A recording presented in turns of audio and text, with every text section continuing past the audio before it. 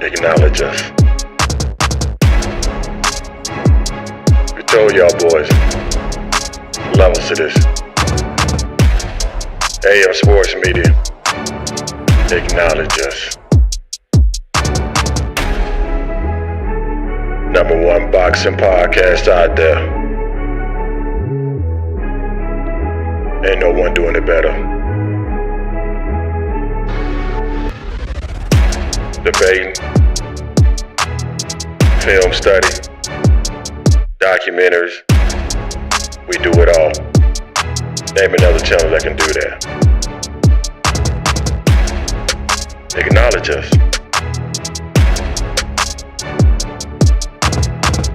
Love us to this.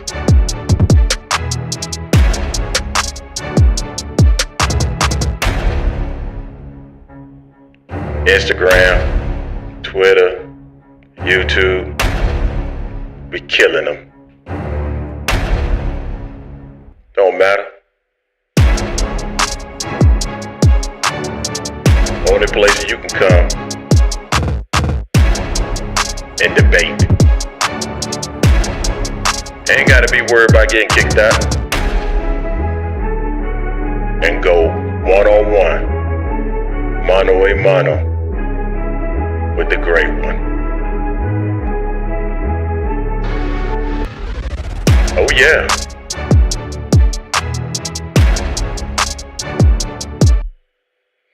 Be ready for it. Levels to this.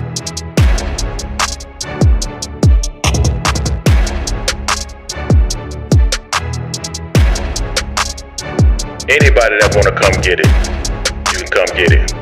We welcome all debate. Crawford lovers, Haney lovers, Gervonta Davis lovers, Canelo lovers. Doesn't matter. We welcome it.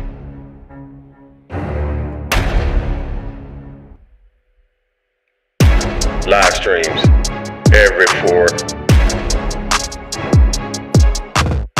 Discord, come get it. Y'all boys ain't ready. AM Sports Media, where legends are born. So are y'all ready? I'm ready. Let's get the show started.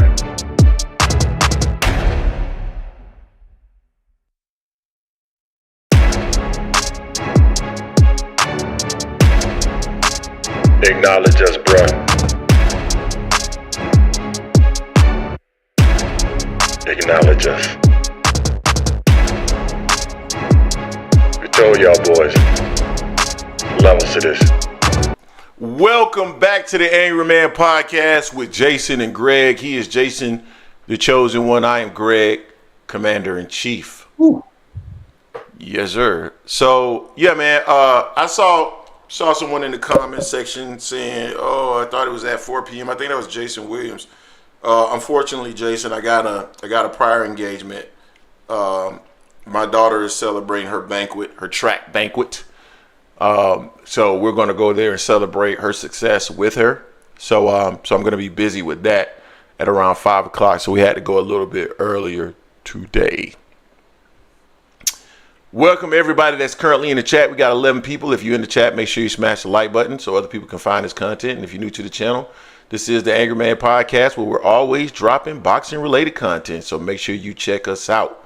So who do we have in the building so far? I see Jason Williams.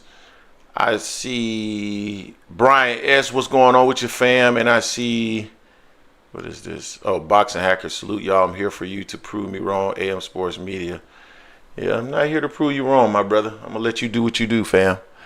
All right, Jay. What do we want to do, man? Where do we want to go? It's not a whole, man. Honestly, it's not a lot going on in boxing right now.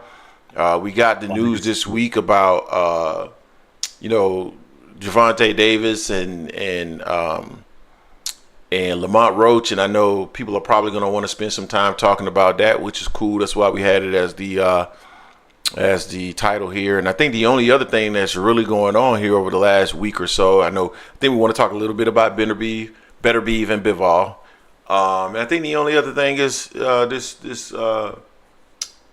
back and forth between Terence Crawford and Teofimo Lopez. I did a couple of videos on them earlier today. One is up currently, and yeah, man, I was cooking. I was cooking. I was cooking with grease. But when am I not cooking with grease?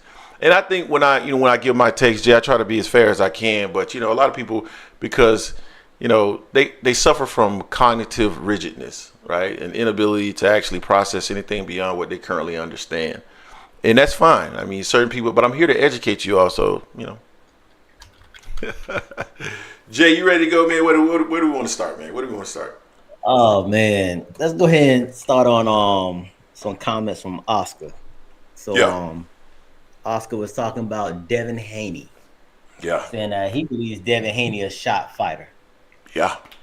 I have to see what Devin looks like in his first return fight before I can say he's shot. I don't think he's shot anyway. He's only 25. Gravy cooking with baby. All day.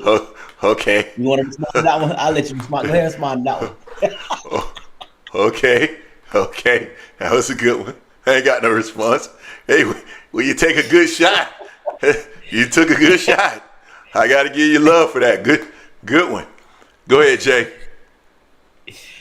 But yeah, so Oscar is saying that he thinks Devin Haney is a shot fighter. I don't agree with that at all. I don't think Devin needs to jump in the fire right away with a fighter that can crack. I think he needs a soft touch to get back in there and and prove it to himself. Really, I mean, the one thing about Devin I don't like, he didn't take any accountability for that loss that was turned to a no contest versus Ryan Garcia. He got hit with the same punch over and over again, Oscaring or not. That's on Devin to get hit by that same punch. That's one thing he needs to clear up, and he's been hit in the past, that you showed in video with Linares. So that's a Devin Haney issue. He just blaming everything on the drugs. I didn't like that. But I don't think he's shot. We'll see his next fight. If he gets beat up, then he may be a shot fighter only at 25, but I'm hoping he's not. I think Oscar just said that just because of Devin Haney's 1-for-1 and him and Devin Haney and the Haneys at all get along. But that's my thoughts on that. I don't think Devin's shot just yet. We got to see him in the ring a couple more times before we can say he's a shot fighter just from one fight. What's your thoughts? Yeah, we got to see him in the ring. When you take a beating like that, it's a possibility that you could be shot, or I wouldn't say shot, but damaged for sure. He took a pretty significant beating in that fight. And to your point, I don't believe it was driven necessarily by the Austrian. I think it was more so his inability to deflect the left hook, as I showed against Linares. But I don't think Devin is shot. He's going to need to demonstrate, though, that he's not shot. And I have to wonder, when you are bringing forth lawsuits and speaking to battery, not necessarily damages in terms of your financial ability to earn, because your reputation was damaged or anything of that nature. If you want to try to sue for that, by all means, do it. I personally wouldn't do it, but if you truly feel that there was some type of monetary damage that occurred during that fight or because of that fight, do it. But the element when you start talking about battery, that tells me that there's a level of physical damage that occurred with you that you are aware of and that maybe the general public is not. And so that's where it becomes a bit challenging for me personally. The fact that he's suing for that makes me wonder, hey man, what don't we know, Jay? What is it that could be currently going on in Camp Haney that we do not understand, that only they know, whether it's mentally or otherwise, that could show up, could manifest itself in a fight in the future. So I don't think he's shot. I think we need to see Devin in the ring again before we make a comment that he's shot. I definitely want to see him in the ring with somebody that can punch. What does that look like for Devin Haney moving forward? Has he ever really been in the ring with a puncher? I mean, Ryan Garcia was the only puncher he's ever been in the ring with, right? Is there any other puncher that Devin Haney's been in the ring with, Jay, that you can think of? Like a true puncher? Not anyone that's like a known puncher. Anyone Like that's a puncher. his size or bigger than him. No. Nah. No, like Ryan was an anomaly for Devin in the sense that he was someone that was his size and he could punch. Like, we've never seen Devin in the ring, so how do we know that it wasn't just the size and the power of Ryan? Because we just never seen him in there with somebody that's an actual puncher. Hold up. hold up, Greg. So Yeah. in the chat, they saying that Boxing says that Linares lost almost every round. No one's denying that he lost pretty much every round in that fight. We're saying that he's getting hit by the same damn punch. You can't Yeah, I already understand showed that, that. can you? We're not talking about when he got staggered. I think it was the 10th round. Into the 10th round, we're not talking about just one punch. Watch the video. You'll see multiple punches with the same left hook. That's the concern I have for Devin Haney. He got his ass up against Ryan Garcia. I give him all the credit in the world for getting up over and over again. I want to see Devin do well. I just don't like the fact that he didn't take accountability for not blocking one punch. That was the punch that hurt him up and set him up for the fall of him in that whole fight. Yeah, we spoke to this, and this video has been shown multiple times on this channel. Now, I do have the video here that I can play it again for those of you who have not seen it. But you don't believe it? But we didn't record it. We weren't first party. Since we didn't record it, we weren't right there. Yeah, we weren't right at the fight, right? We need to be sitting right there at ringside to understand whether or not he got caught with left hooks over and over, according to some. But anyway, I'm not gonna let him derail the conversation because that's all he does. But yeah, so at the end of the day, you know, I like Devin. I think Devin can come back, but we just got to see what he looks like when he gets into the ring next time. He's never been in a ring with a puncher prior to that, and we need to see what he looks like, particularly against a puncher. And if he's in the ring with a puncher and he does well, then we know that he's on the right path to come back. And I think we'll be excited to welcome Devin Haney back to the elite level and at the top of the game. I mean, it's just that simple. But of course, anything to a Devin Haney fan that's just not absolutely nut hugging him becomes a challenge for most of those. And the crazy thing about it, we're going against what Oscar's saying he's shot. We're saying he's not shot. We don't believe he's shot. You know what's so interesting about that, Jay? Somebody went in the comments section and said to me, well, if Devin's shot, then what does that mean for Errol? And I'm like, but dude, we didn't say Devin was shot. Like, what are you talking about?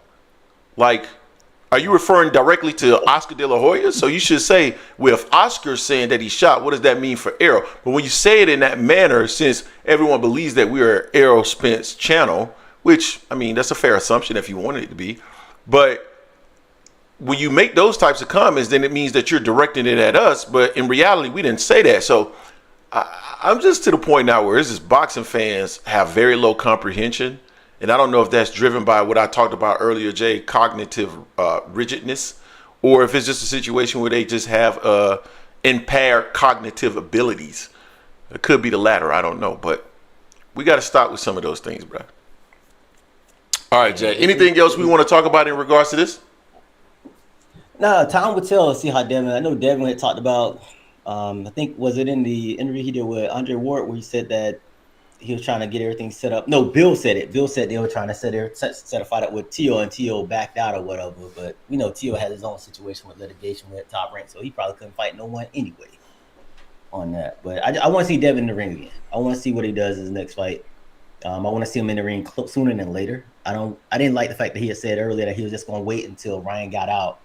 Got off of his suspension, whatever. I was like, nah, get back in the ring, build yourself back up, because everyone's seeing. Think about what the last thing they saw with Devin, and it didn't look good, you know. So he got to erase that from people's minds, go out there and just beat and handle business, you know. Get a fight like you had with someone like Regis. That's, you know, whether he's telling me or not, it's gonna make you look good. You know, it's gonna build your confidence. It's gonna build everyone that's seeing you. You're gonna see that's the Devin we know. That's the Devin we know. You know, versus what happened to him in that Ryan fight with the left hook. So I want to see Devin in the ring sooner than later. No, facts. I want to see him in the ring sooner rather than later as well. Contrary to what many people may think, we like Devin Haney. So, yeah, that's all I got to say about that. So, Jay, what's next? So let me address something in the comment section. I see SVP TV. What's going on, SVP TV? I think it's a fair assessment. Clearly being knocked down so many times by Ryan would do some kind of damage to him mentally or physically. Don't mind the lawsuit at all.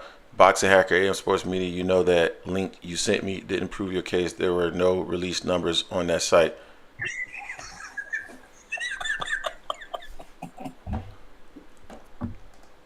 What the fuck? Oh, gosh, bro, it's never. Dog, this dude is ridiculous. This is a DAZN website.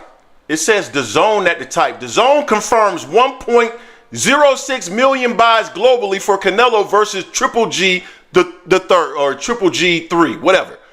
What are you talking about, man? Like, shut the fuck up, dog. Like, at some point, you start to become annoying, bro. Like, seriously, like, I don't like somebody that just, like, starts to just completely ignore facts. Hey. When you start to completely ignore facts, bro, you get to a point where you just become a clown, a fucking clown. So this is this. Hold on, Jay. This is DAZN. DAZN.com. ENUS News Boxing. DAZN confirms 1.6 million buys globally. As saw Canelo Alvarez ultimately outboxed Triple G this past weekend to bring one of the most compelling rivalries in sports to an end. DAZN Group has confirmed the Canelo versus Triple G fight night saw a global audience in millions with 1.06 million buys. Like, yo, dude, when you do this does not make you look bright. When you simply ignore facts, what makes you look bright is acknowledging that you made a mistake and then figuring out a counter to still support your argument. Denying facts make you look like a moron. All right, we can move on. Ooh, all right. So next thing, also with De La Hoya. Now this was kind of funny on Clapback Thursday. De La Hoya just pretty much ethered Eddie on his little Clapback Thursdays, talking about everyone that Eddie has pretty much loses, in some type of way.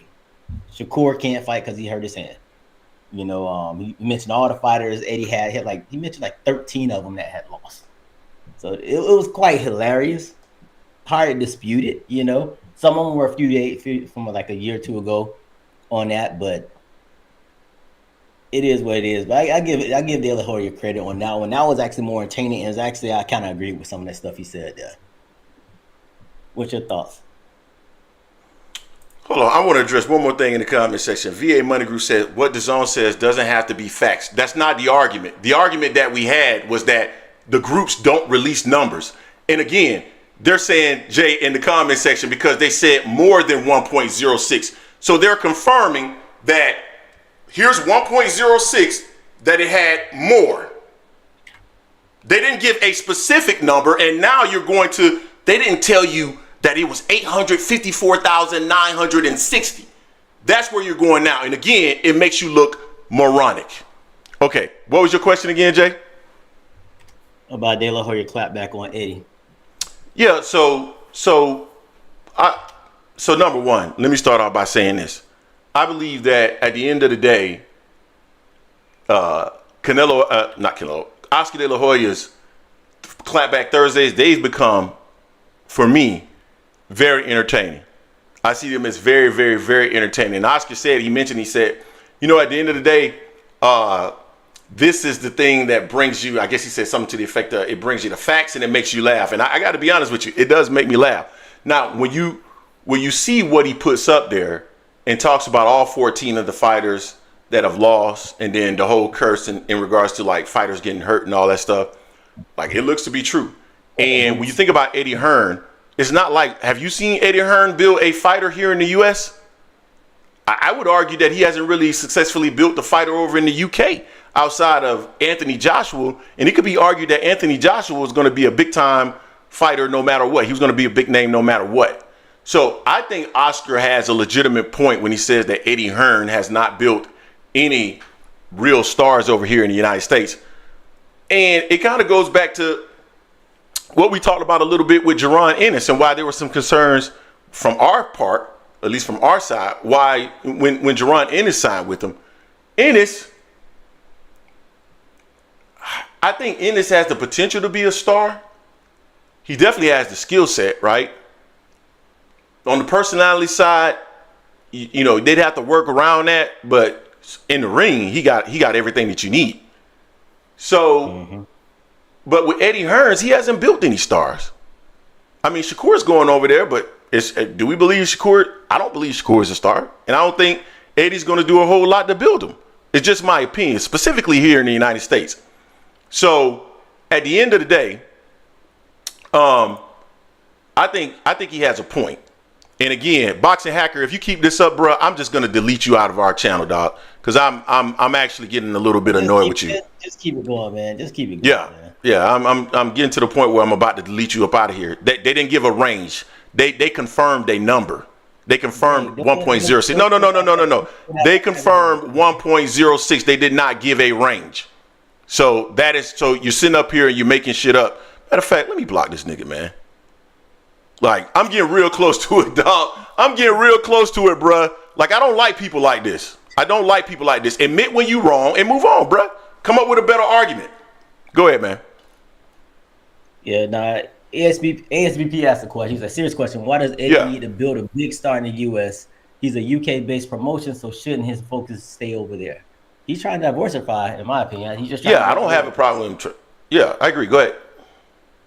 No, that was it. He's just trying to get all over the place. He knows boxing is big here, but U.S. as a country, they don't back their fighters like that. Every other country will back their fighter. Europeans, the UK, they'll go over to London, they're gonna back them. Mexico, we know Mexico backs everybody, backs their people as much. Here, U.S., they won't, because we see the way they treat some of their fighters. Yeah, man, I like what he's doing. Now, I like what he's attempting to do, right? In theory, in reality, he really doesn't have the room to do that, right? Because he's not been successful as he needs to be over in the area that he should be focused on. So, in that regards, I believe ASVP TV, I think you kind of got a point there, if that's what you mean. Like, he has not necessarily been as successful as we believe he should be. And so if he hasn't done what he needs to do over there, maybe there should be a focus over there. So that's a fair point. Yeah. Anything else you want to share on this topic, Jay, before we move on to the next? Nah, Fast Eddie, what we call him. He's supposed to be building, Shakur, although he said that he was instructed not to make the Gervonta Davis fight. He was also gave Shakur such a resume building fighter of Joe Cordina, that just coming off a TKO loss and moving up in weight. That was how he was building Shakur up. But we'll see what he does with Boots. He failed to get the fight with Brian Norman for him. So we'll see. Let's move on to the next topic. Boy, there's some people here, boy, that swear they smart, that really look like morons, boy. So, this is one that that's true to and close to I want to say ASVP TV, Jason Williams, for Brazil, all of their hearts. Bud Crawford addressed the beef with him and Teofimo Lopez when he was with Bernie the Boxer. Bernie, please upgrade your Hey, real quick. Shout out to Fanon International in the building. What's going on with you, Fanon? I don't even like to beat up on him, Fanon. I don't like when you start to make arguments that you make an argument and then you use stuff like, well, they didn't say the exact word. They didn't say the exact number. They gave a range. It wasn't even a range. They said that it did above 1.6 million. They confirmed that. And the argument was a confirmation of a number. They don't release numbers. They don't confirm numbers. Well, that's what they just did. So what it like that's the kind of stuff like, okay, I didn't get this one right. Move on to the next one. Let me figure out how to prove my argument to be right. But when you start to use things like you weren't in the room, dude, anybody can say that. None of us are in the room. Using your intelligence and figuring out what's inside that black box without actually being inside that black box is what's challenging and rewarding and what shows your intelligence. That's the problem that I have. But shout out to Fanon. Now, Jay, what were you saying? Now I was talking about Bud with the beef with Teo. He addressed it with Bernie the Boxer. Like I was saying, Bernie just needs to upgrade his camera or his Wi-Fi or something. Yeah, that was hard to watch, even harder to listen. I think he's still in Wi-Fi. Gotta be. But nah, what's up, Noob? Keep your shirt. I've been sleeping on that, bro. Appreciate you, Fanon. Thank you. Salute. But yeah, man, he was talking about how it was really because of Teo's dad at first. Teo slapped it. Teo's dad had hit him on the shoulder after one of Bud's fights. I don't know if it was a Spence fight or what fight it was. So he came to repay the thing, and he kind of got in his face, and said, "Hey, don't you ever pretty much put your hand on me again. You're gonna do something to him, pretty much." But let it be known, like, that kind of trigger him. He's like, once he wig out, it's gonna be some problems. I respect that about. That's one thing I always respect about Bud with that stuff. There, love it. But he told Tio to stay out of grown folks' business, pretty much. He see Tio on the outside, seeing him putting his finger in his dad's face like that, and he ain't do nothing. Stayed on the side, and Bud pretty much called him out on that. So I was happy Bud addressed the beef, but I do want Bud to do me a favor. Just go ahead. Just go ahead and fight Tio, man. Get him about boxing. Do the same thing with Ryan Garcia. Get him about boxing as well. I greatly appreciate that. What about you, Greg? I thoroughly enjoyed Terence Crawford confrontation of Teofimo Lopez, and I also enjoyed how he explained things occurred. I think that's the side of Terence Crawford that, at least from my perspective, I would like to see come out a little bit more, because I think that shows a little bit more about Terence Crawford's personality, and I think it endears him to fans. I think he looks more genuine and authentic when he's in that element and he's talking in that manner. And so that's the reason personally why I would like to see him speak more in that manner, right? And we're going to talk about another thing that he did here in a few minutes, but that's why I've never really been a big, huge fan of Terence Crawford, because I just feel like he doesn't feel authentic. He doesn't feel genuine. He feels like someone who is trying to portray something in certain situations that probably he is not, right? So, I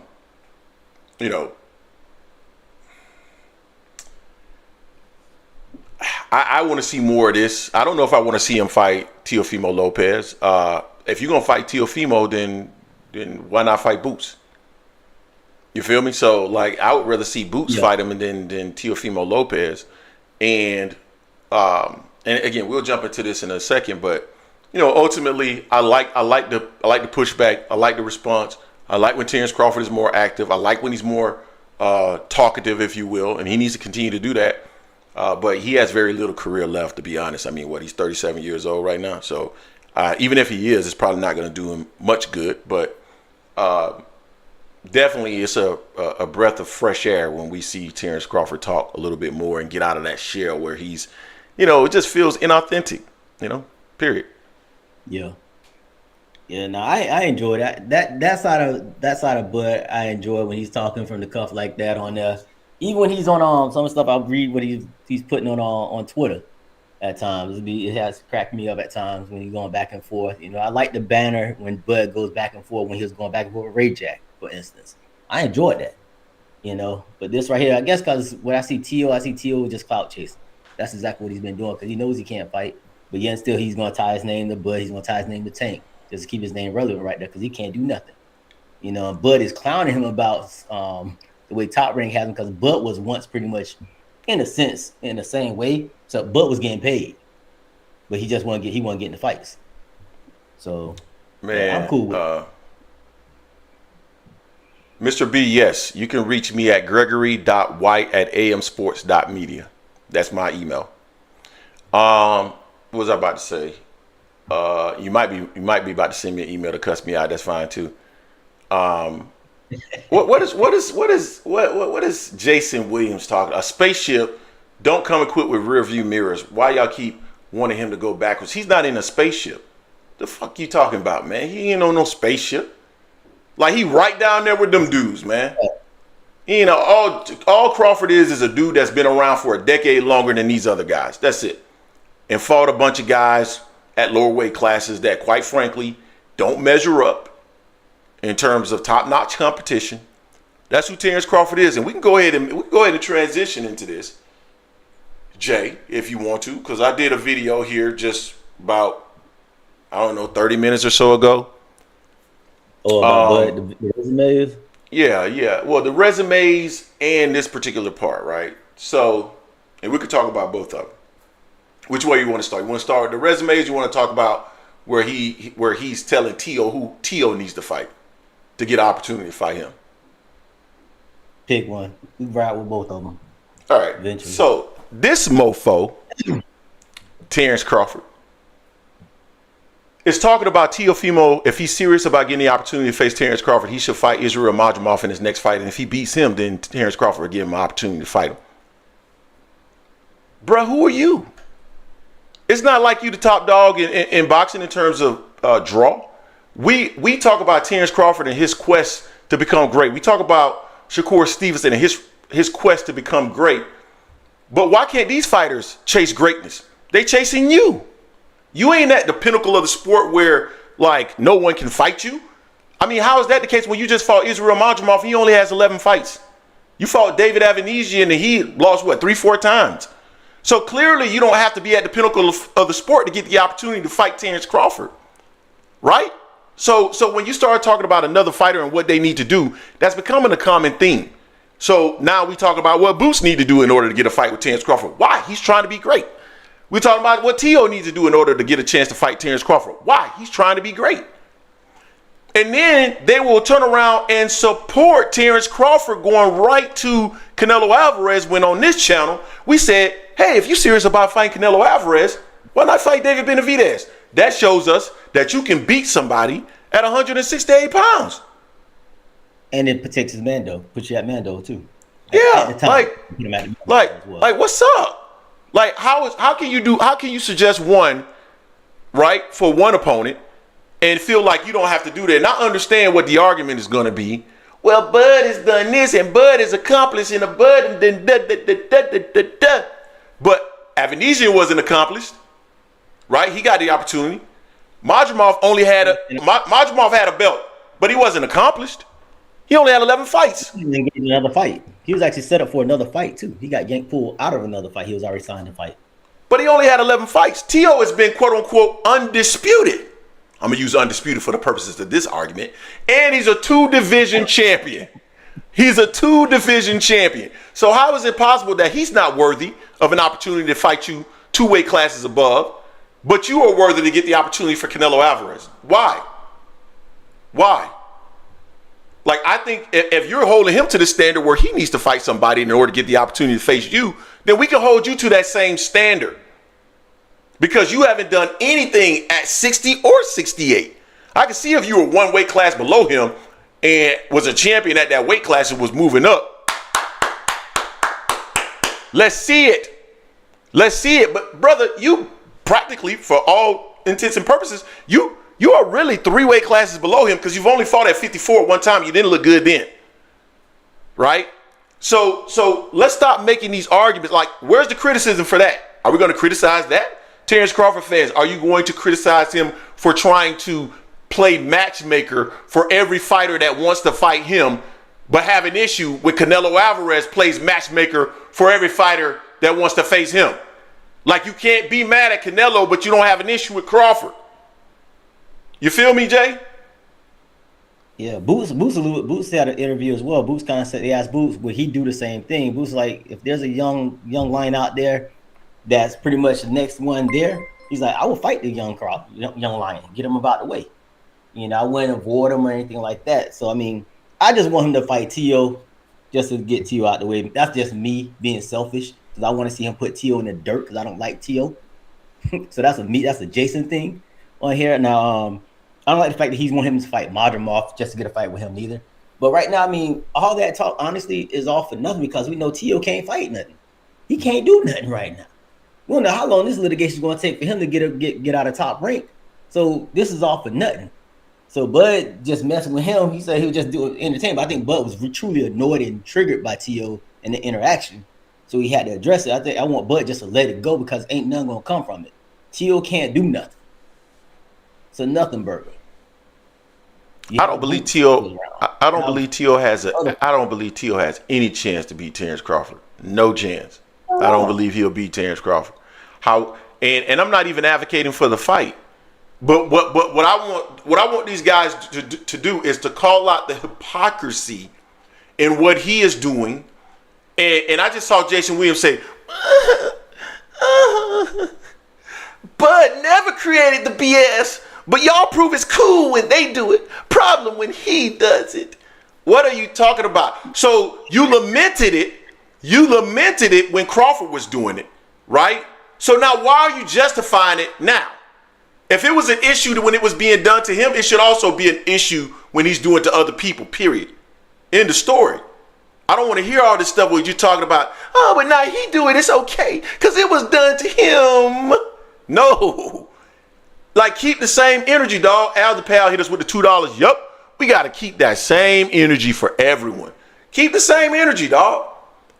That's all I'm saying. Keep the same energy. And they don't want to do that. And then they get mad at me. I see somebody in the comment section on one of the on that video, Jay. And people think that I get upset about this, but man, I find this stuff hilarious. What did this dude say? What did this dude say? Where is it? Nah, I can't find it. It's not here. He said something about, oh my God, he's obsessed with Bud. As though these guys aren't obsessed with Bud. To the point where their cognitive skills can't even kick in if they have any. Because sometimes, man, it's so much pole pulling. These dudes doing so much pole pulling that it's difficult for them to even think outside of, anything that they're currently thinking about their favorite fighter. It's a lot of, 2 Cents says it's a lot of Lil Johnson energy. That's what she calls it. Lil Johnson energy is in the building. Who got the Lil Johnson energy in the building today? 2 Cent calling y'all out. But yeah, man. And then Jay, we can transition into the other one. We talking about resumes, right? And yeah, dude, it's so crazy when I say like either the lack of comprehension skills or the lack of cognitive abilities or the cognitive rigidness or whatever scientific or psychological or psychiatric name that they want to use for that.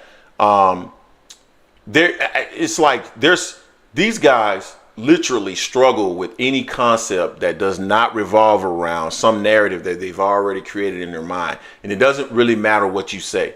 I was very clear in what I was saying in regards to their resumes, both Teo and Terence Crawford. And Terence Crawford mentioned resumes as a part of his Twitter rant, saying that anybody that thought Teo's resume was better than his was crazy, or something about their mama eat dog poo and all this other stuff.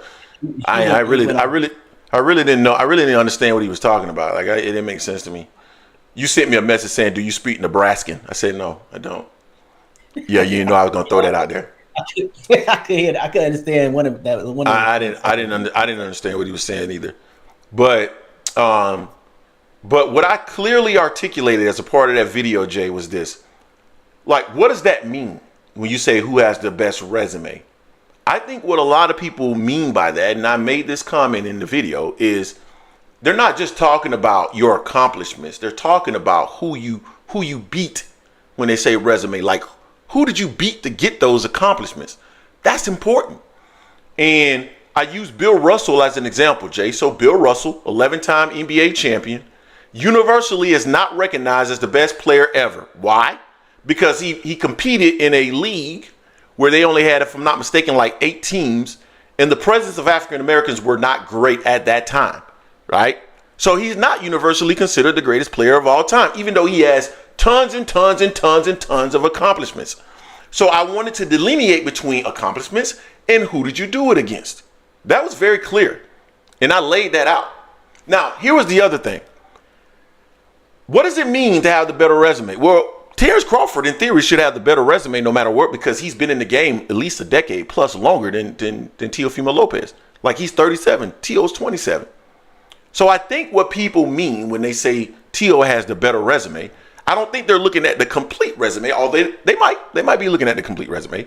But I think what they're really saying is that when you look at them at a similar stage, Teofimo has the better resume. So I looked at both fighters at 27 years old. Terence Crawford was 27 back in 2014, right? So at that time, the two best fighters on his resume were Ricky Burns and Gamboa. Now, if you compare that to Lomachenko and Josh Taylor, I would say Teo probably has, and if I'm not mistaken, Crawford was still at 35. Yeah, Crawford was still at 35. At 27, Teo has been at 2 weight classes. Crawford, only 1. And when you look at the competition, I think those two fighters on Teo's resume are better than Terence Crawford. Now, when he sat up there and talked about Josh Taylor and mentioned that Josh Taylor was essentially compromised when he faced Teofimo Lopez. Well, the same argument can be made about one of your best wins in Errol Spence. Because Errol was certainly compromised when he went in the ring, right? But he has an issue when people say that. It's always an excuse. It's always an excuse. It's always an excuse. Hold Terence Crawford to the same standards you hold everybody else. And I'm talking about Bud Buddies. Hold them to the same standards. Because when we made the comment about Errol, it was an issue.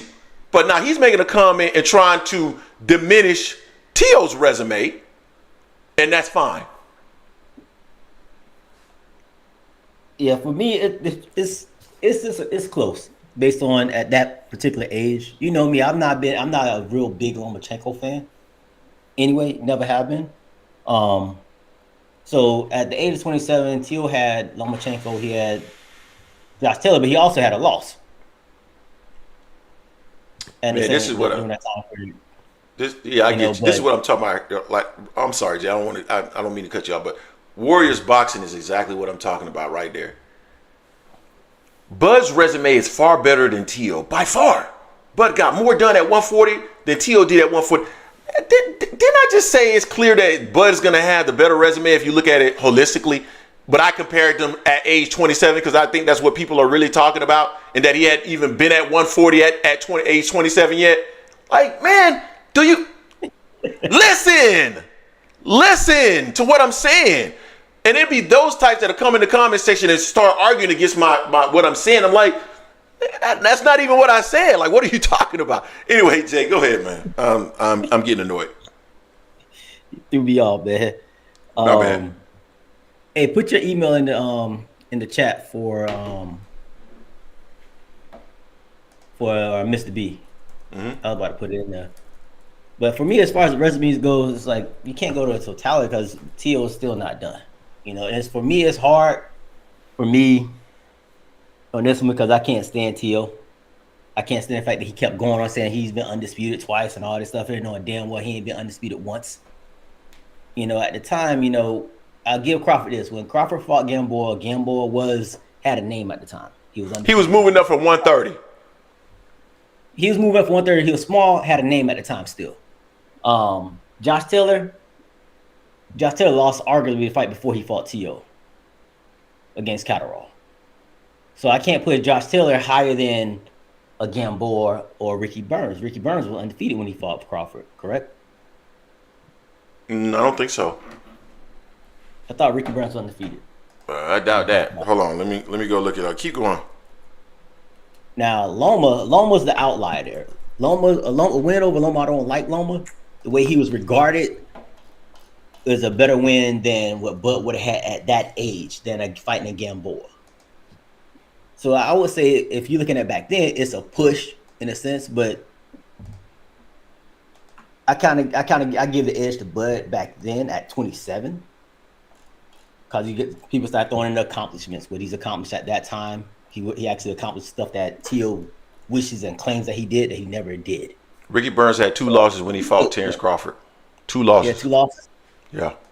Crawford don't beat people who undefeated. Not people who undefeated and haven't been in a car crash. Josh Taylor is not a good win to me for Teo. It's just not. It's not a good win. I give Teo the Lomachenko win, but Josh Taylor I can't give that better than. Who has the better resume at 27? But man, you tripping with Ricky Burns and Gamboa. And Gamboa, just because of the way Gamboa is regarded, I know Gamboa was coming up, but he was regarded. Hold on. But hold on. Josh Taylor, former undisputed, highly regarded. I don't care what he looked like. Gamboa had been dropped like 3 or 4 times before he fought Terence Crawford. So we're gonna talk about how somebody looked. You got to include both of those things. But had Gamboa actually lost, or can be considered that he lost the prior fight? Two prior fights, Regis and No, nobody thought Regis beat Josh Taylor. Stop it. That was a close fight. Man, no, I ain't trying to hear that. That man was undefeated. He was undefeated. He beat him. He was undefeated. Now, I'm not talking about just beat him. He dog walked him. I ain't trying to hear that, man. I ain't trying to hear that. Nope. Freeze Tim says AM Sports Media gives us the thumbs up, the check, the boxing, the fire, the woo, boy, we on fire and we exploding. They said we try to play Bud. I'm sitting there literally capping for Bud right now. Man, listen, I'm talking about at 27. I'm comparing him at 27. His resume ain't that great now, but I'm talking about at 27. I got Teo. Teo was a 2-division champion and had beaten a guy that was undisputed and had beaten Lomachenko, somebody that's probably going to go to the Hall of Fame. Crawford had beaten Ricky Burns, Gamboa, who was small and moving up. Now remember, Teo was the one moving up to 140. Gamboa was moving up to face Crawford, was small, and then he beat Bredis Prescott. Those are the 3 best names on his resume. Stop it, man. Stop it, man. Like them boys in Teo Memphis say, stop it, man. Stop it, man. Also, though, it's better than Terence Crawford's. That's all I'm saying. Comparatively speaking, it's better than. The chat. Is people saying talking about Regis versus Taylor? They saying it was close. Like I said, and Warriors Boxing saying Regis won that fight. Nah, he didn't win shit. He didn't win a goddamn thing. So Terence Crawford's resume is not better than Teofimo Lopez's resume at 27 years old. It's not. Terence Crawford does not have any undisputeds at 27. He is not a 2-division champion, and the 2 best fighters on his resume are not better than the 2 best fighters on Teofimo's resume. I don't care what none of y'all say. Bullshit if you saying otherwise.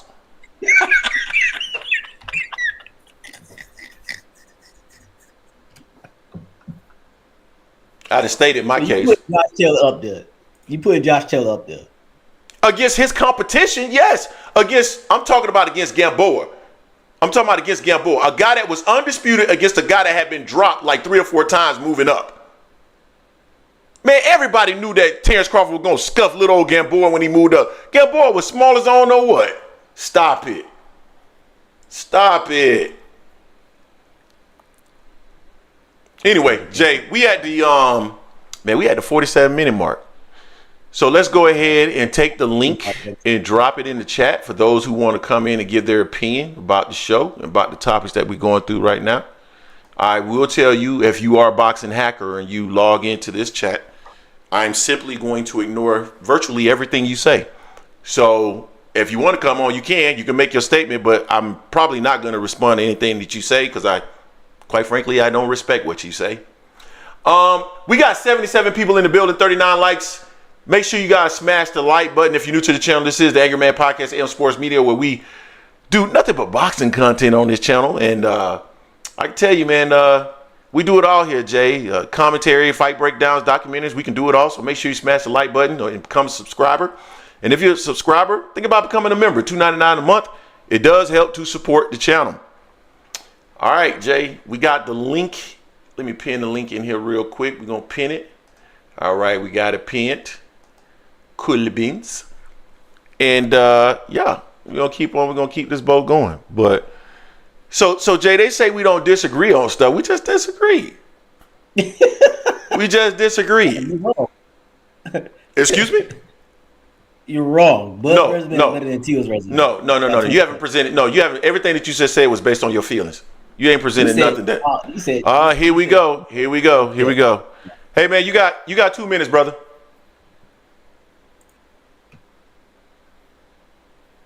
You're off mute, boxing hacker. You got 2 minutes. Wait, can you guys hear me? No. Yeah, we can hear you. You got 2 minutes. Okay. We're on the topics on Terence Crawford, right? Yeah, go ahead. Yeah. So, I mean, when people normally talk about resumes, they don't compare by age, you know. So it's so weird that we're doing it. So like, what they did in the past when Terence Crawford was 27. You look at it right now, you know, like we're talking about the here and now, and right now you can't even really compare because right now Teo career ain't finished yet. Huh? Teo career ain't finished yet. Yeah, so that's what I'm saying. We're talking about this instance. Maybe in the future his resume can become better, but as of right now, Teo's resume is not compared to Bud. Bud is the only 2-time undisputed in the male division, right? No, he's not. He's the second. No, he's the only one. Only one. No, he's the only one. Oh, no, yeah, you're right. Okay. So he's the only 2-time undisputed. He also has a moto fight with EJ. And I know people want to discredit the EJ fight, But at the end of the day, EJ was the number one fighter in that division. No matter what we say about the injuries, if he was a shell of himself, this and that, he was the number one fighter of the division. And if he had not took that fight, no one would be like EJ's injured. We'd be like, oh, Bud ducked EJ. So we gotta give Bud all his credit. I'm an EJ fan, but we gotta give the brother all his credit when it comes to that fight. And like I said, at the end of the day, like you can't compare it. I mean, Teo's never been undisputed. I mean, people sometimes try to argue his campaign 135 went undisputed or not, but I feel like if there's a dispute, you're not undisputed. So, I don't have any argument against. I don't have any pushback against that argument. If you believe that it should be full breadth of the resume versus full breadth of the resume, I don't have an argument with that. But to me, when someone is making the comment that Teofimo's resume is better than Terence Crawford, the only thing that I can think of is that they're talking about at similar stages, and that is the reason why I made that comment. So the reason why people actually say it's because they sort of put the downgrade like Crawford's accomplishments. So if you listen to the arguments, they're always like, oh, but EJ was a shell of himself, and then they look at the other fights. Who did he really beat? Sean Porter had losses, They'll say Kell Brook had injuries. They'll say this guy, who did he really be at 140? So it's not that they compare by ages. They just try to discredit all of Bud Crawford's former wins. And that's where and then they'll say like, well, okay, but then you look at somebody like Teo who fought Josh Taylor, who was undisputed, but he dropped, he ended up losing a belt, and he beat Lomachenko, who was arguably the number one pound for pound at one point in his career, or a couple points in his career. So I think that's where that comes from. I don't think they let me ask you a question real quick. Who has a better resume, Terence Crawford or Canelo Alvarez? You have to give it to. It's interesting. So you sort of have to give it to Canelo, but it's hard to say. Canelo's fought more fighters that are like really known, but then Bud has done some Hall of Fame stuff, like he's beaten. I guess nobody's. We can't do that because they were champions. Whether you believe they're nobody or somebody, they were champions. But let me ask you this: Do you believe that there are situations where particular boxing entities or sanctioning bodies look favorably on certain fighters and give them an opportunity and put them in favorable positions to win titles because of the promoters that they're with? Do you believe that occurs? Okay, then. So then it's feasible then that you could have beaten a champion that really wasn't that good. He was just put in a favorable position. Is that not fair? That's fair, but it's hard. Okay, so that's why I don't put that much into just simply being a champion. It's who the champion was. Yeah. It's hard to say then, because at the end of the day, the fact still remains that person is considered the top of the division. So it's sort of like you could be a lot of contenders, but if you didn't beat the champion of the division, there'll always be that question when it comes down to like the actual stats of the thing. Like, well, this guy's a champion. Yeah, you beat all these contenders, but you didn't just beat that one guy. So it's hard to say. So you're saying it's close resume between Canelo and Bud is what you're saying for you. So it's an interesting argument because Canelo has losses too, right? Canelo has 2 losses, even though he has like over 65 fights. Fought better competition too. I guarantee you let me tell you something, boxing, real quick. Yeah. I guarantee you there's somebody right now at either 47, 54, 60, or 68 that will beat Terence Crawford. He has to get into the ring. He has to be willing to get into the ring with the people that'll beat him. Yeah, I mean, there's always somebody for everybody, So exactly. It's not to say a fighter is immortal or anything, but as of right now, the campaign right now, he is what he is. And so the reason why I say it's pretty interesting, right? It's sort of like the argument, like somebody will be like, who was better, Sugar Ray Robinson and Floyd Mayweather, or somebody who had like lots of fights, it's hard. Floyd accomplished a lot, and his stats were really good. Like his stats were good, but then you look at fighters who have like way more fights, and they even though they have a loss, it was like further down the line. They got way more fights. They might have 80 fights before they have a loss, versus Floyd who had only 49. So it's hard. It goes into that kind of realm, I think. So tell me this, boxing hacker. What? I'm trying to figure out how you say that it's a very close competition on resumes between Canelo and Bud. Sure. I'm trying to figure out what fighters Bud fought. Boxing hacker, stop it. No, so here's the thing. So like I said, Canelo has 2. So it depends how you look at it. So Canelo has 2 losses. He has a lot of fights. He fought a lot of known opponents. That's what he's done. Crawford had one belt. How could you even compare his resume to So Canelo's? because Crawford did something that no other fighter has done. He became 2-time undisputed. Yeah, but against who? But against who? So one belt at 147. So regardless of like, he didn't clear out the division. He didn't go fight the other champions. He didn't do none of that. He let Spence run around and collect all the belts and do all the heavy lifting. Caught him at a good time. So let me ask you something. When you say good time, who was number 1 in the division at that time? Errol Spence. That's irrelevant. That's irrelevant. Because when you say at a good time, you're talking about a time where he was number 1 in the division. We're talking about at a time where he was in the division too long, coming off of several car accidents. That's what I mean when I say Bud never fought him. We will be here saying that Bud ducked him. No, I don't think. But yeah, that's not the point that's being. That's not the point that's being made though. So here's the thing: you're putting Bud in a lose-lose situation. You know that, right? No, we're not. You're the one who's not putting things in perspective. I like EJ. EJ is one of my favorite fighters. We hear you, Free Brazil. But no, that's not what we're saying. But this is what we're saying. You got to still put things in proper context. And what you want to do is you just want to speak to the numbers without the context behind it. And so the context behind it is, yeah, you're a 2-time undisputed champion. But if I go and look at the guys that you beat at 140 subsequent to you, these guys went on to lose like most of their fights after that. So were they that good to begin with? That's the point. Boxing hacker. Hold on. How can you argue this argument and then backdoor and say the Lamont Roach fight is not a good fight, even though he's a champion and Tank is about to fight him? Yeah. You just got caught up in that. So to be fair to say, I didn't say that Tank can't fight with Lamont Roach. He can fight whoever he wants. I don't find it appealing. I think Tank is he's a champion. Yeah, he's a champion. You just made an argument about champions. It's fair, but not in the division Tank is in. Let's put that into perspective. Wait. There's a Japanese fighter at 118. If Tank brings up to 118 to 135, that guy's a champion too. Can I ask you a question? Do you think if Gervonta Davis wanted to, could he make 130? Could he make 130? Yeah, he could make 130. Yeah, okay then. So he's not big. He's not bringing up he's not like this monster dude that's bringing up somebody that's really small. I'm not saying he shouldn't fight the brother. Listen, I don't know what happened with him and Shakur. Just like the rest of us, I don't know. You know exactly what happened. They did to get that fight. Yeah, I know. I know, and I wasn't in the room, and I still know.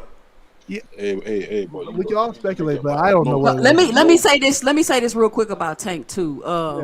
I don't think people realize. A lot of people saying, "Oh, Tank should go to 140. Should go to 140." The man weighed in at 132, 133 his last fight. Him fighting at 135 is already him being in a division where people are bigger than him because he's small. He's on his 4th weight class, 3rd or 4th weight class. He's already small for 35. So asking him to go small up for to 54. He just got there. Wait. Bud came from 35. Hey, what was let me speak. Sorry. What was the discourse about Crawford before I landed it? I was hearing something about that. Something to do with belts, something like that. What were we talking about in terms of Terence Crawford? We were talking about, does it matter who you fight for the belts, or does it just matter that you have the belts and get the belts? Yeah, that's it. Yeah. Well, to counter that, Crawford is a 3-weight lineal champion. So aside from like the sanctioning body stuff, he's a lineal champion. If you're a lineal champion, you're the man of the weight class. So if you're beating lineal champions, you're by default you're beating the top guys in the weight class. Yeah. No, not really. So all of so all huh? No. What? If you're the champion, if you be a champion in weight class, if you are a lineal champion. What lineal champion did Terence Crawford beat? At 135, it was a match between, I think it was Crawford and that Ray Beltran guy. 1 versus 2 in the division. Okay, let's look that up because people love to make statements without backing it up. Ray Beltran. Don't Ray Beltran got like 8 losses? Yeah. No, he's lost a lot. But let's see, Ray Beltran. Let's look it up. It was 1 versus 2 in the division, and he was nah. So these guys are tripping.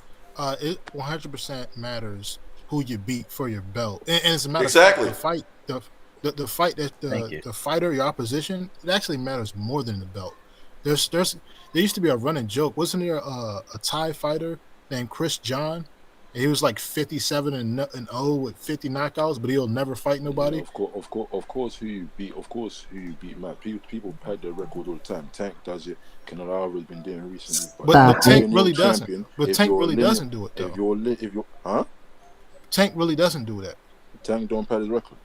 No. Tank doesn't pad his record. I think the argument with Tank has always been that at 135 he didn't fight the top champions of that division. And that was exactly. So that's padding a record. No, it's not. No, it's not. He couldn't fight them. Boxing Hacker, we already went over this. He could not fight the people with the belts at 135. They were all in top rank. I hear you two saying that, but the problem is this, right? All right, when you look at somebody like Devin Haney, right, and you look at somebody like Gervonta Tank Davis, Gervonta Tank Davis has a bigger machine behind them. A way bigger machine behind it. No, he doesn't. Floyd Mayweather, PBC is way bigger than BHP. That doesn't mean that they can go ram down top rank and make the fights, bro. This is what I'm saying. You're saying stuff that isn't true. Devin Haney became undisputed at the campaign Gervonta Tank Davis campaigned at. He lost out on tens of millions of dollars. He lost out on tens of millions of dollars. So you understand my argument, though, right? He lost out regardless, on Tank's machine, the machine that governs Tank is bigger than Devin Haney's by far. Bro, Boxing Hacker, that don't make no sense. You don't know what you're talking about, bro. Hey, real quick. So, couple of things. Number one, Ray Beltran was not lineal champion. I just found that he was not. No, I said. I said. Listen. I said it was a fight between number 1 and number 2. No, you mentioned lineal champion. You said, and you brought up Ray Beltran. What are you talking about? Am I wrong here? Did he say Ray Beltran? No, I said it was a fight between 1 and 2. That's what I said. No, that's not what you said. You said Ray Beltran. I was confused too a little bit. I was like, I don't remember lineal champion. Okay. Anyway, we got Jerry Soriano in the building. I busted him up a few months ago, and I guess he's finally returning to the scene after getting bust up. What's up, Jerry? Hello, my friends. Happy Sunday. I don't know if I could hear everybody. We can hear you. How are we doing today? We are doing well. Perfect. Hey, I do have a few pressing issues. One is with the good friend of the channel, 2 Cents, who I still believe is a burner account for Wanda Sykes, but until I see her face, we'll just go with 2 Cents. 2 Cents, you have said on numerous occasions, again today, that Terence Crawford loves to catch people when they're beatable, like Errol Spence. He waited on Errol Spence to get into a car accident, suffer retina tears, etc., etc. Is that your belief? I want to make sure I'm not putting words in your mouth. I didn't say he waited on those things to happen, but he did. Do I need to rewind the video? At a time after those things happen. Do I need to rewind the video? You can do whatever you need to do, but that's not what I said. You said those exact words, and then I've also heard you say that Terence Crawford has avoided big fights. Is that your take as well? That's what it looks like. Yeah. That's what it looks like. Not that I never said that he avoided big fights. I said that he waited. Man, he resigned. Hold on, we got it, guys. We got to go one at a time. Hey, hold on, guys. We got to go one at a time. I'm not sure if you got your big brother trying to defend you, but one at a time. You have your own channel on YouTube, so we're gonna talk like you can hold your weight. Clarify, please. In case you misunderstood me, what I said is Terence Crawford is very strategic in his planning, and he likes to wait and catch these boxers at opportune times when life events or things have happened to them, and then he fights them. For example, he shot Jose Benavidez after he got shot in the leg. He fought Sean Porter after he had been out the ring over 450 days. He caught Earl Spence at the end. We had been at the weight class too long and got into all of the accidents. Who else was there? He fought Kell Brook. Well, Kell Brook had been up at 54 for I don't know how many fights. Took some losses, brought him back down and fought him on short notice. It's a lot of examples. Okay, so let me ask you a question. Before any of you got on the show, Greg and I, back when he was Angry Man, he and I used to go at it pretty good. So what you're not going to do is just make up stuff, right? So in your head, you think. Please tell me what part of that I hang on. I just let you rant. Crawford looks to fight people when it's advantageous to him. Did you see in 2018? That's what I just said. So hang on one second. In 2018, Crawford approached Spence face to face, asking him to fight. It was Spence's idea to go spin the block and collect the belts. That's true. Right? That's yes. true. Hold on. Can I let me make a statement there? Hold on, guys. Let me make one statement. Let me make one statement before. Hold on. Let me make one statement. I just need to know yes or no.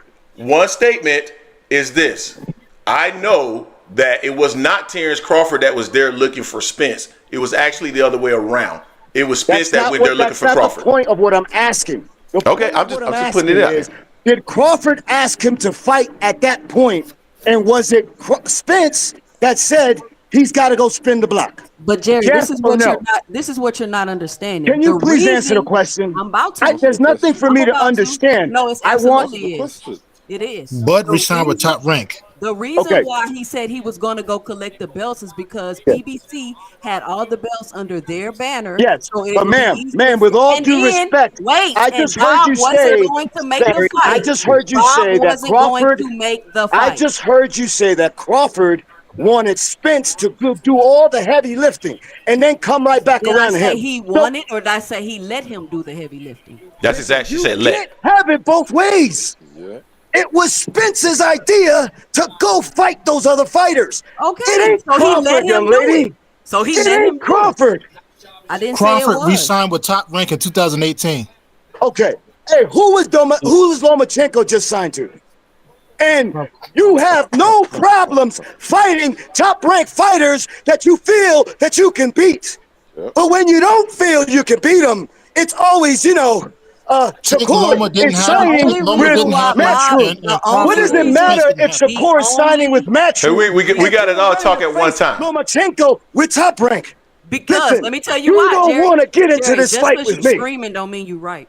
No. But you have yet to answer a question. I'm about to. Let her talk. Bob is willing to make the fight with Lomachenko now is because it will be lucrative. Lomachenko does not have all the belts, so he would not lose all those belts to PBC. And Lomachenko is on his way out the door. So there you go. There's the major one right there. He's on his way out the door. There you go. So let me ask you a question. If this was Bob's idea, then why did Lomachenko not take the fight? Because can I hold on? He doesn't want it. No. Hold on, guys. Hold on. One quick. I just muted you, Jerry. One quick thing. You want to keep talking about that interaction between Errol Spence and Terence Crawford. And yes, Errol had been saying for a long time that there were opportunities to collect the belts on that side because they knew they weren't going to make the fight. And one caveat that you're leaving out is that Bob Arum was literally there talking about Al Heyman is a ghost. When Errol brought it up to him, Al Heyman is he's a ghost. So clearly he didn't really want to make a fight. Bob Arum was not going to make that fight at the time, and we all know it. Now, you unmuted. I just brought up video proof of Bob Arum himself saying the fights were harder to make cross-promotionally because they were with Showtime. And Bob Arum and Top Rank are with ESPN. So if Terence Crawford wanted the fight, he would have had to leave Top Rank. And what happened when Terence left Top Rank? He got the fight. Oh no, that's not the reason why they can make am I unmuted? Fight. Wait, Greg, yes, I told you. I'm muted. Listen, it is Jerry Soriano versus 5 others, and you got to mute me. No, because you guys are all talking, and number one, Boxing Hacker is on your side, and so is Fabrizio. I got to wrap this up. Listen, again, all I hear is that it's Crawford's fault for what other grown-ass men do. And yes, Crawford, hang on a second. Crawford left Top Rank, became a free agent. And it took over a year to make that fight because, the only problem was that he was signed with Top Rank. And the only reason this fight was made was because Crawford made Spence listen and take the fight and tell Al Heyman that he was going to take the fight regardless. That is the only reason this fight was made. Not because, he was a free agent and it wasn't made because he was with Top Rank. That is a bunch of narratives that you're pushing. And again, for you to say that it was Bob Arum's idea for Lomachenko to fight Tank, you are simply lying to your viewers. You are simply lying to your viewers. I said he's willing to make the fight now. Yeah, I've got video where Top Rank was willing to fight Tank 7 years ago. You're lying, bro. That's not true. That's not true. Not true at all. Because I got video where Bob saying he wasn't willing to make the fight. I got video of Lomachenko's trainer saying he has an exclusive deal with ESPN, that he can't fight on the Zone, that he can't fight on Showtime or any other network. So what video you guys saying that they was willing? Oh, Jericho Coriato just got cooked again. Bro, got cooked again. Nigga, he done. I will tell you this. Not only do I have video of Top Rank, Bob Arum, and Lomachenko at a press conference calling out Tank and saying, Tank, young lady, you got to let me talk. It's 1 against 5. So maybe I'll let you get everything you got to get out. And then you tell me when I can actually talk freely for 60 seconds. You go ahead and shoot your load. No, Jerry, first of all, there's like 3 other people here that support you. Fabrizio supports you and Boxing Hacker. They got the same opinion as you. That's it. Go ahead. It's not even an opinion. These are facts. They're not facts. Listen, anybody can call out anybody at a press conference, bro. Anybody can do that. Right now, I can call you out to a fight, Jerry. That doesn't mean I want to fight you. Video. Greg, I've sent you these videos before. You're talking about video. No. I have video of Mayweather saying he was going to make the Lomachenko fight. I remember that. And Tank was afraid. And Tank said no. Yes. And Tank was afraid. He wasn't ready. You know, y'all trying to get me beat out here. Yo, that's the first time Tank and Floyd Tank said that for Pedraza. He was Pedraza. But that's his motto. Y'all trying to get me beat. Anytime Mayweather and Tank were fighting, you know how Mayweather would get him back? By putting up a good fight. You know what's a good fight? Teofimo and Tank. That's a good fight. And Tank's over there going, y'all trying to get me beat. You know what's a good fight? Tank and Shakur in July. Y'all trying to get me beat. Loma as punishment. Listen, I remember if you are a fan of these fighters and you're willing to accept whatever it takes, that's fine. Tank is a world-class fighter, world-class talent. He's just not a world-class competitor. He is doing his late Mayweather stroll, his Canelo stroll right now in front of your eyes. It's actually worse than Canelo because he thinks PBC is going to pay him $35 million. You remember that damn 7-fight deal? 7-fight deal, 2 fights in. We got Martin and we got Roach. Jerry, let me ask you a question. My boy Al is scraping right now. Jerry, can I ask you a question? You're not a boxing fan, bro. You're not a boxing fan talking shit about Lamont Roach and Frank Martin. There's no other fighters at 135. Who am I speaking with right now? Who's this? This is VA Money. VA Money. No other fighters in 135 more I don't see your qualified face. fight than Frank VA Martin. Money. Let me ask Jerry a question real quick. Jerry, didn't Terence Crawford attempt to sue Bob Arum and Top Rank for not making the big fights? Yes, because Bob Arum told him that he would deliver that Spence fight. And he did. So then it was Bob's fault. It wasn't that it was Errol's fault. No, it wasn't that. It's that the PBC did not want that fight. Then how can you sue? Then how can you sue? Then how can you sue? If he has no culpability, then how can you sue? Because Bob Arum promised him. It's like this, Greg. If I'm your manager and I go, listen, Greg, I'm listening. Of course he's got culpability. Because you should have never told him that he was going to get him that fight. Now, remember the other caveat, Greg. He also got $1 million for not being able to get the Spence fight. Do you recall that? Yes. Do you recall that? Yes. Okay. And so here's the problem with Top Rank and Bob Arum, where Bob Arum is an old school guy. Bob Arum loves to trash fighters when they're on their way out. He did it with Crawford. He did it with Shakur. He loves to do that. He did it with Mayweather. He did it with De La Hoya. He did it with Cotto. He did it with Mikey Garcia. I can go on and on and on. When you're about to leave Top Rank, he goes in on you. He goes in on you. But let's get back to my boy Crawford. My boy is, I have videotape. I called Greg in, and he had a show July 28th, and I asked him, do we have any excuses? Is Crawford going to face the vet Spence? And you know what your boy Greggy Greg said? What do you think? Do you think he brought up car crashes?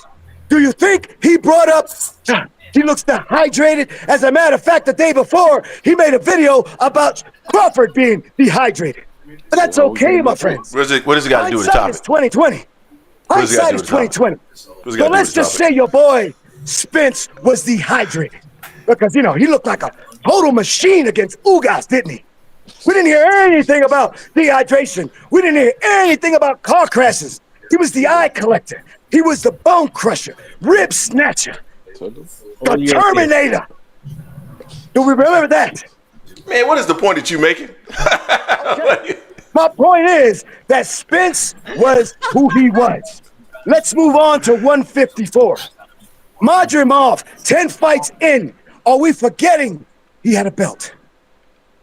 Are we forgetting he had a belt? Or did he just handpick Madrimov? Lamont Roach got a belt too. Okay. At 130 though. Let's talk. Okay, listen. So? If you think Lamont Roach is a good fight, God bless you, young lady. But don't ever talk about Canelo cherry picking. Yep. Because if Berlanga's a cherry pick, if Munguia is a cherry pick, what the hell is Lamont Roach bringing him up from 130? So don't ever. What is Berlanga done Canelo. at 168? What has Berlanga done at 168? Name anything he's done at 168. What the hell has Roach done at 135? He's a what champion. are you talking about? And what the hell has Terence Crawford done at 168? 13. He's had fights at 135. And what the hell has Terence Crawford done at 168? 13. He's never fought a world class. Jamel was a champion at 154. What's your point? Listen. If you guys listen, I listen. I told you Tank Davis is a world-class fighter. He's just not a world-class competitor. Because imagine if he had an ounce of Crawford. We're here hating on Crawford because Crawford started out at 135. He's not at 154, and he wants to finish his career at 168. Imagine if your boy Tank Davis had the ounce of cojones Crawford had. We would be talking about him facing Teofimo. We would be talking about him facing investigation. Go to 140. We would be talking about him facing Boots at 147 if he had the ounce of cojones Crawford had. If Crawford had some cojones, he would be talking about fighting. If Crawford had cojones, he'd be talking about fighting Jaron Ennis. Crawford moves in a very strategic way. Stop with all this. He got all these cojones. Man, he ain't got no cojones, man. Stop. You want to talk about Jaron Boots Ennis? You want to have that conversation, Greg? I'm not trying to go back and start talking about who did and signed what. We already know that that's false. We've had YSM on here to defute all that stuff. I'm going in real time. I'm going in real time. Now that Jaron Boots, man, this guy know what he's talking about, man. Listen. I'm chiming in today. It's a one-time deal, and I'm sorry that I have to break up your narrative party where you put out absolute garbage to the people that are listening, and you don't care about facts. I am sorry if that is disturbing to your ear. I am sorry that I am coming down like a smooth glass, a crushed glass, because you can't accept the truth. My apologies, my friend. You'd rather have the same circle jerk party where everyone's agreeing with each other. Crawford ducks everybody. Crawford, he looks for, when you're at your weakest point. Greg, I'm going to leave you with this. I'm actually in Bogota, Colombia with my fiance right now. But congratulations, my brother. Listen. Congratulations. Listen. We talk about Madrimov, but we forgot how Crawford got to this point. We forgot that he had used his WBO superpowers. He was trying to fight Zoo. And, of course, Zoo got hooked up with the PBC. They threw Thurman out there. Then they did Fundura, right? Then Fundura became the champion. We have proved Turkey sent him a contract to fight in June. Then you know what happened? His nose is just had to be reconstructed. He's going to be out 9 months. Talking about not giving all the facts. Hang on.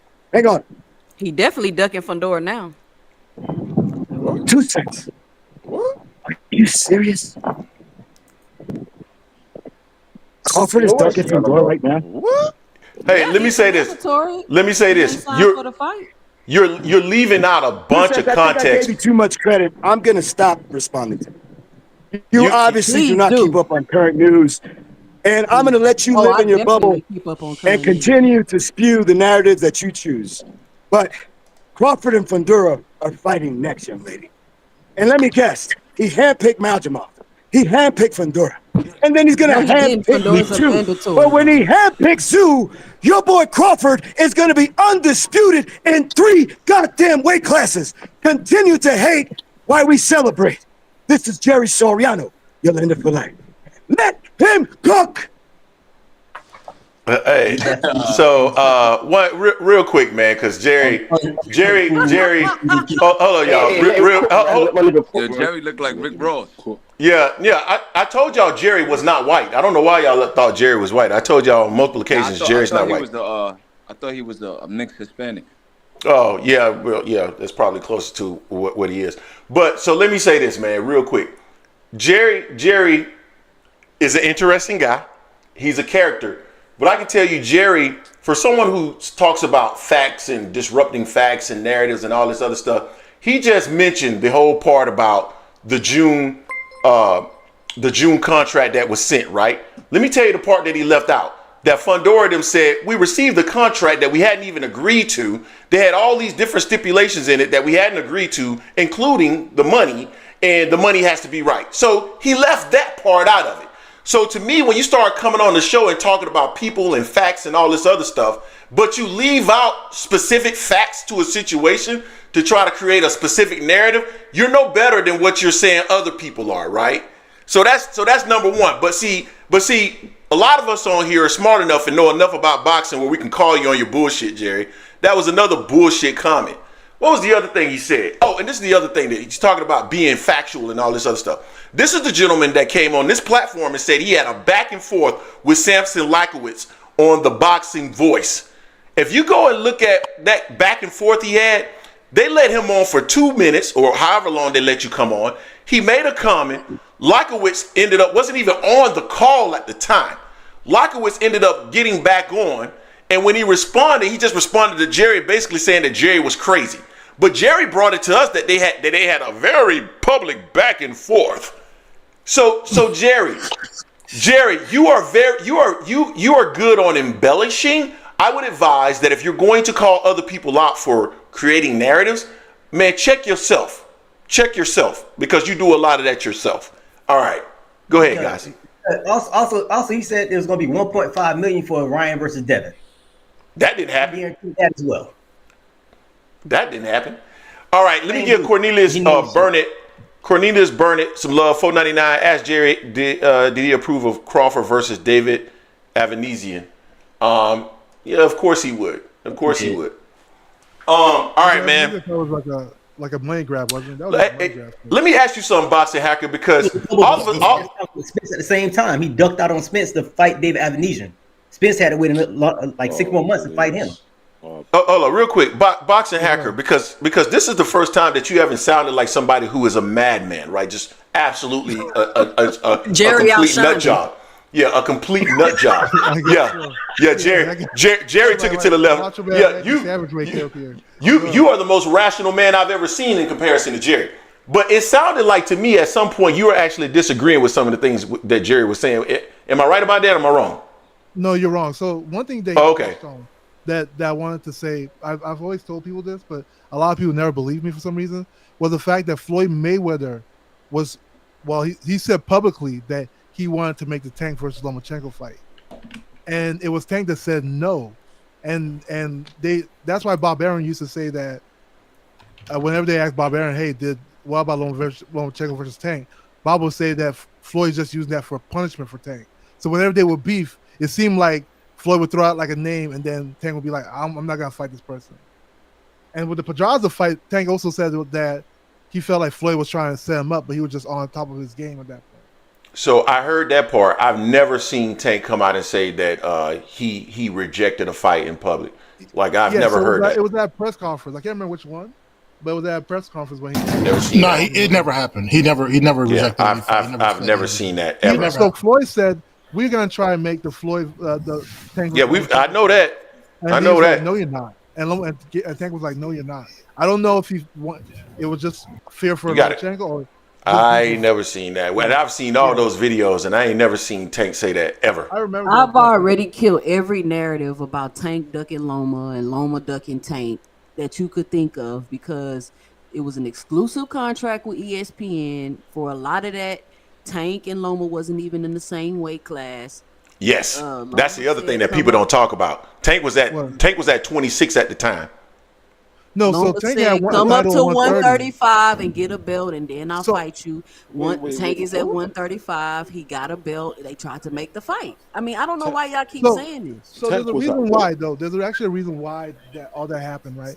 So initially, when Tank was campaigning at 130 and Loma was the champion at 130, Lomachenko was like, "Yo, we could have made the fight then," but then he started, after Loma left the division, because he left the division first. He was like, "Why do they want to make a fight with me now at 135?" And he's at 130. We could have made a fight where we're both champions. Because if you remember, Lomachenko's whole premise was to become undisputed. The fight, boxing hacker. So what? They couldn't have made the fight. So they couldn't have made it. So I'm just saying what he said. Whether I don't know what will happen if they try to do a cross. Yeah, but how are you going to be like, this is what Loma said, but you're not taking into account of what somebody else said? You just choose to award credibility to Lomachenko. What am I not taking account of? Tank was at 130. He gained the title at 130. He lost on the scale. So Tank said he would make a fight with Loma, but the fight would have to be pay-per-view. And then Loma said, "Hey, what are you talking about? You've never been on pay-per-view." Yes, and that was when Loma was at 135. They asked Loma in 2007, early 2018, "Are you still interested in Tank?"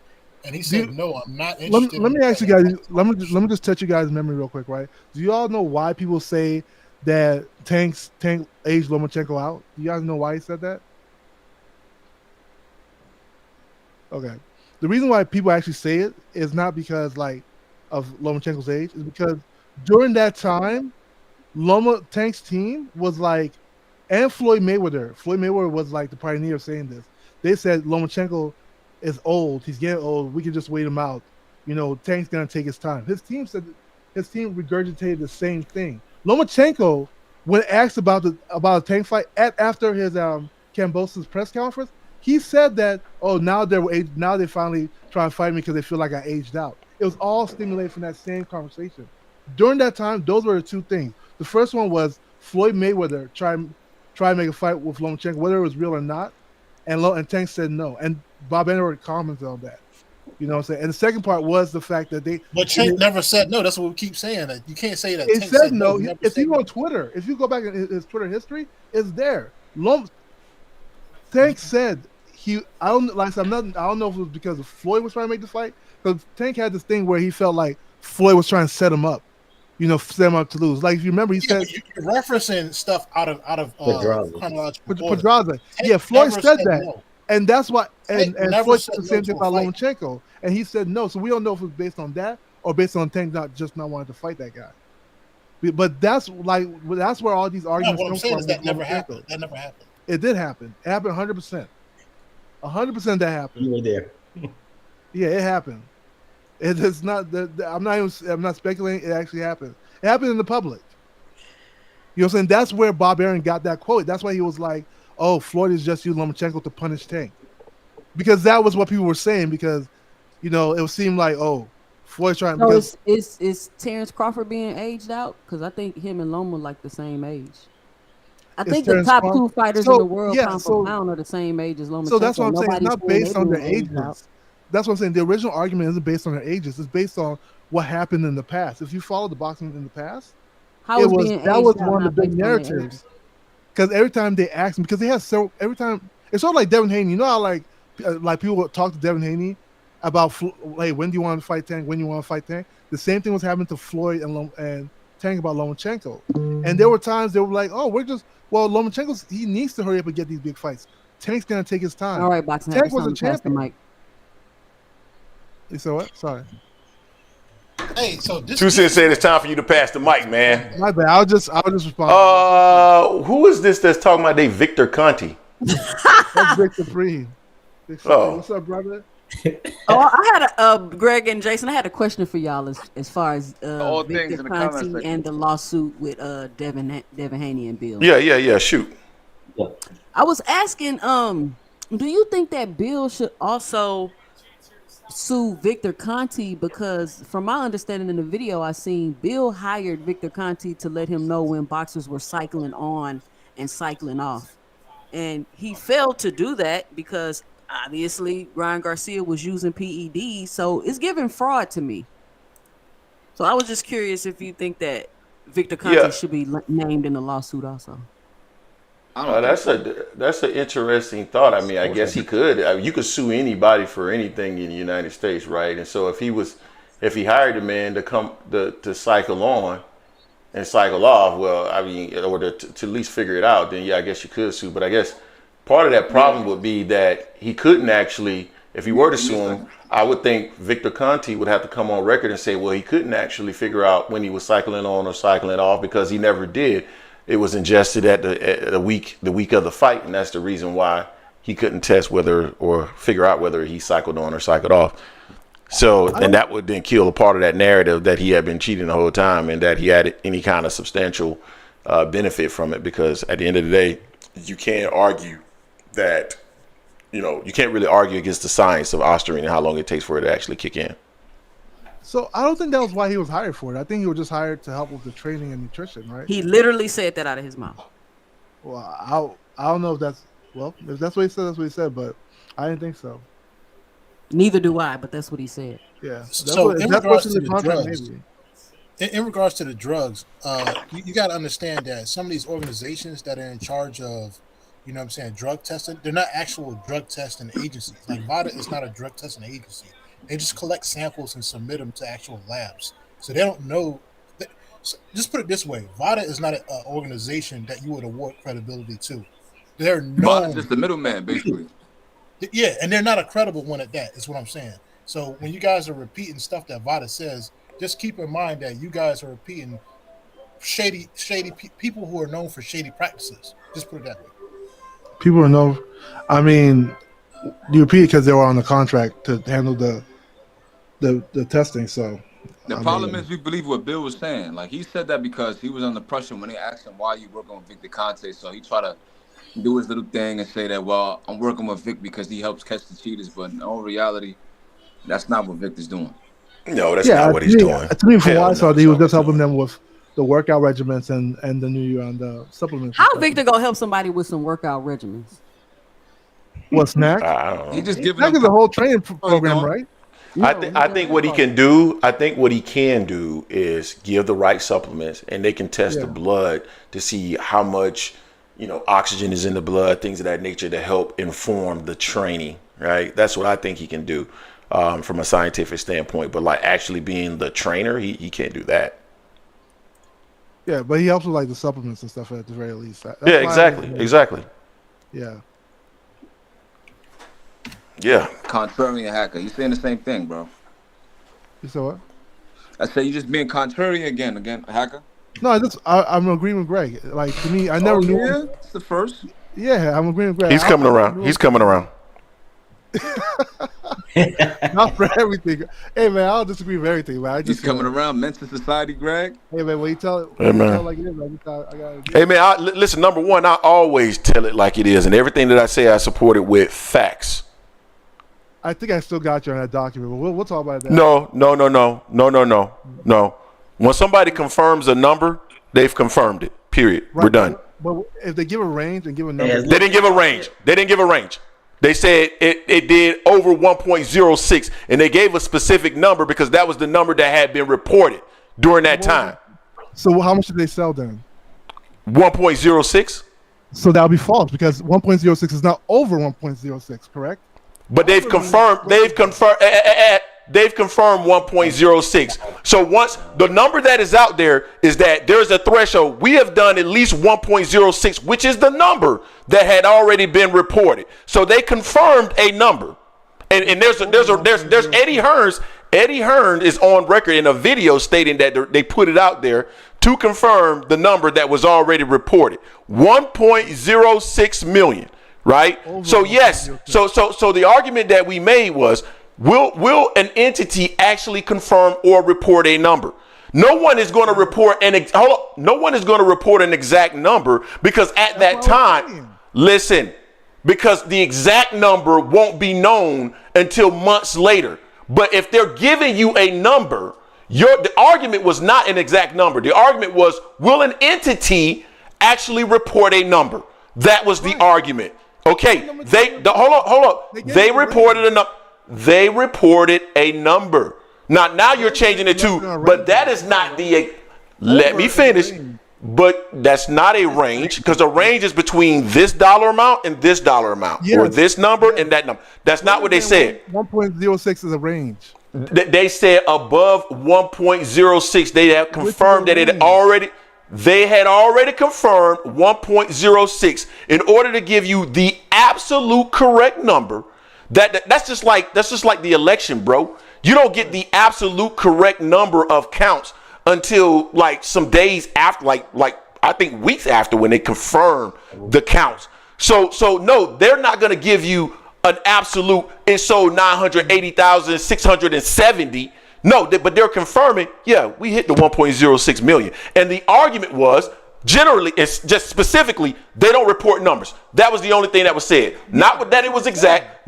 They just reported a number. That's okay. Let me let you respond. Legit hasn't spoken yet. Let me just respond to what you said, right? Okay. When it comes to numbers, right, it's an actual value. It's a constant value, right? If I say this fight sold 1.6 million fights, okay, that's an actual number.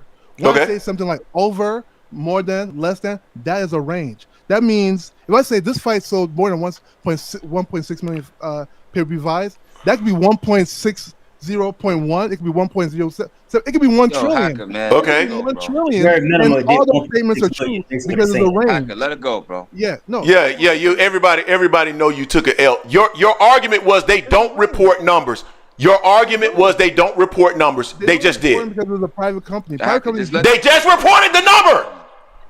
Like, what are you talking about? Like, they just reported a number. Stop. Let it go, bro. Let Lil J talk. Let this shit go. Go, Lil J. Let Lil J speak, man. It's okay. We agree to disagree on that. That's fine. They reported a number. They reported a range, but it's okay. They reported a number. You said they didn't report shit, and they did. Go ahead, Lil J. Lil J talk, man. Let's go. It's fine. Yeah.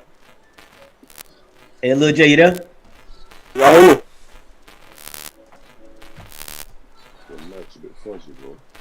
Hey man, your connection is hard to hear.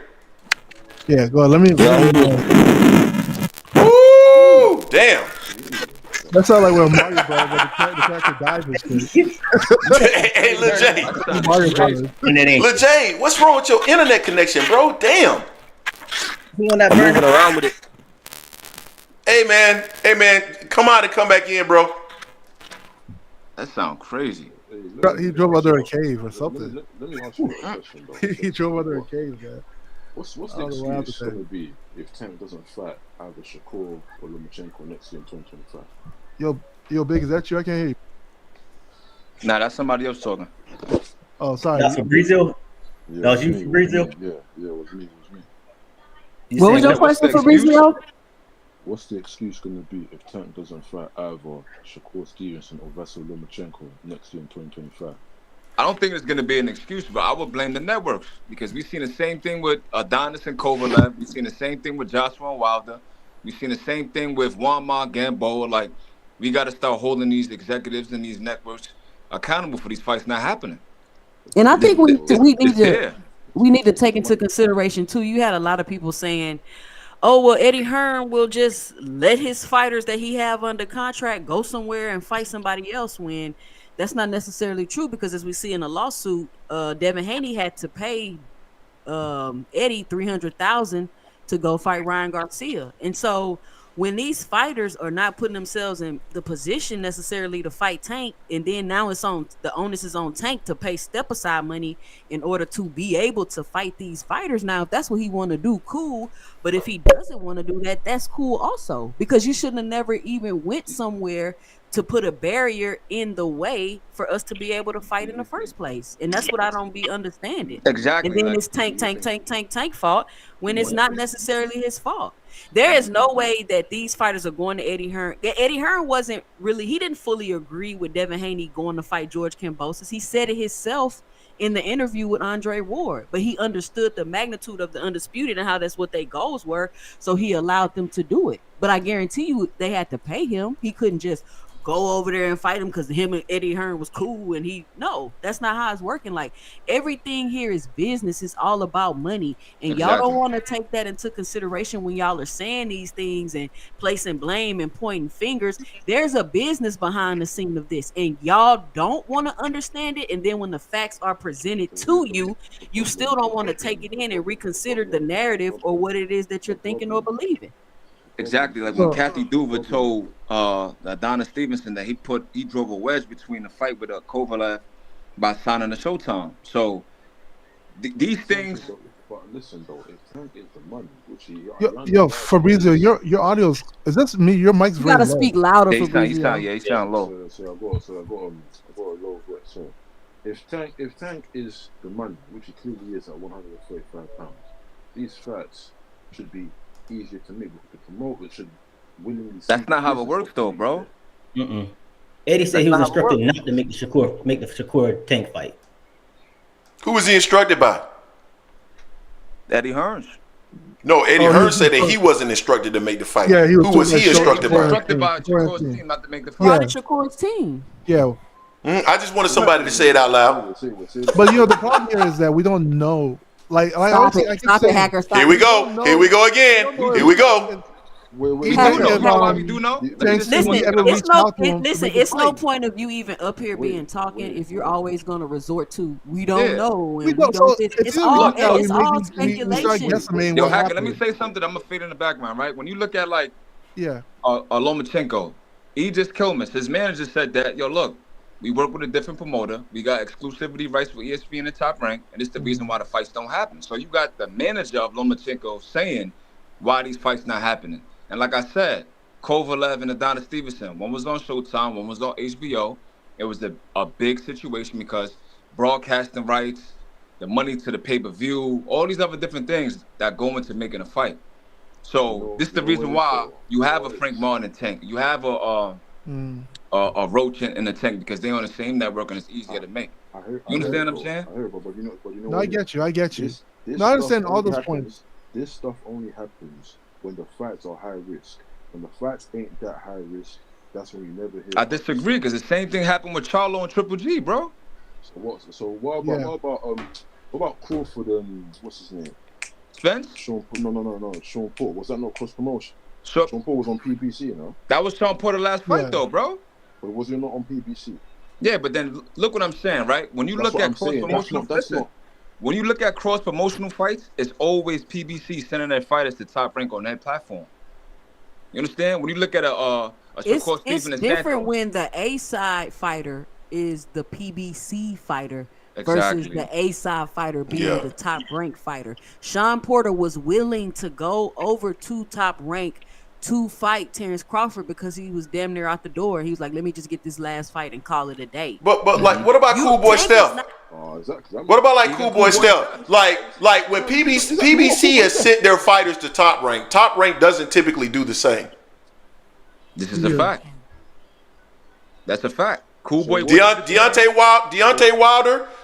Wilder and Tyson Fury. Cool Boy and Inoue.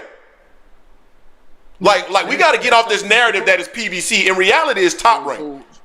So what was? They were about to fight Lomachenko. So and Boxing Hacker, you seen the video of Bob Arum saying himself out of his own mouth, "Why would I make big fights for Tank?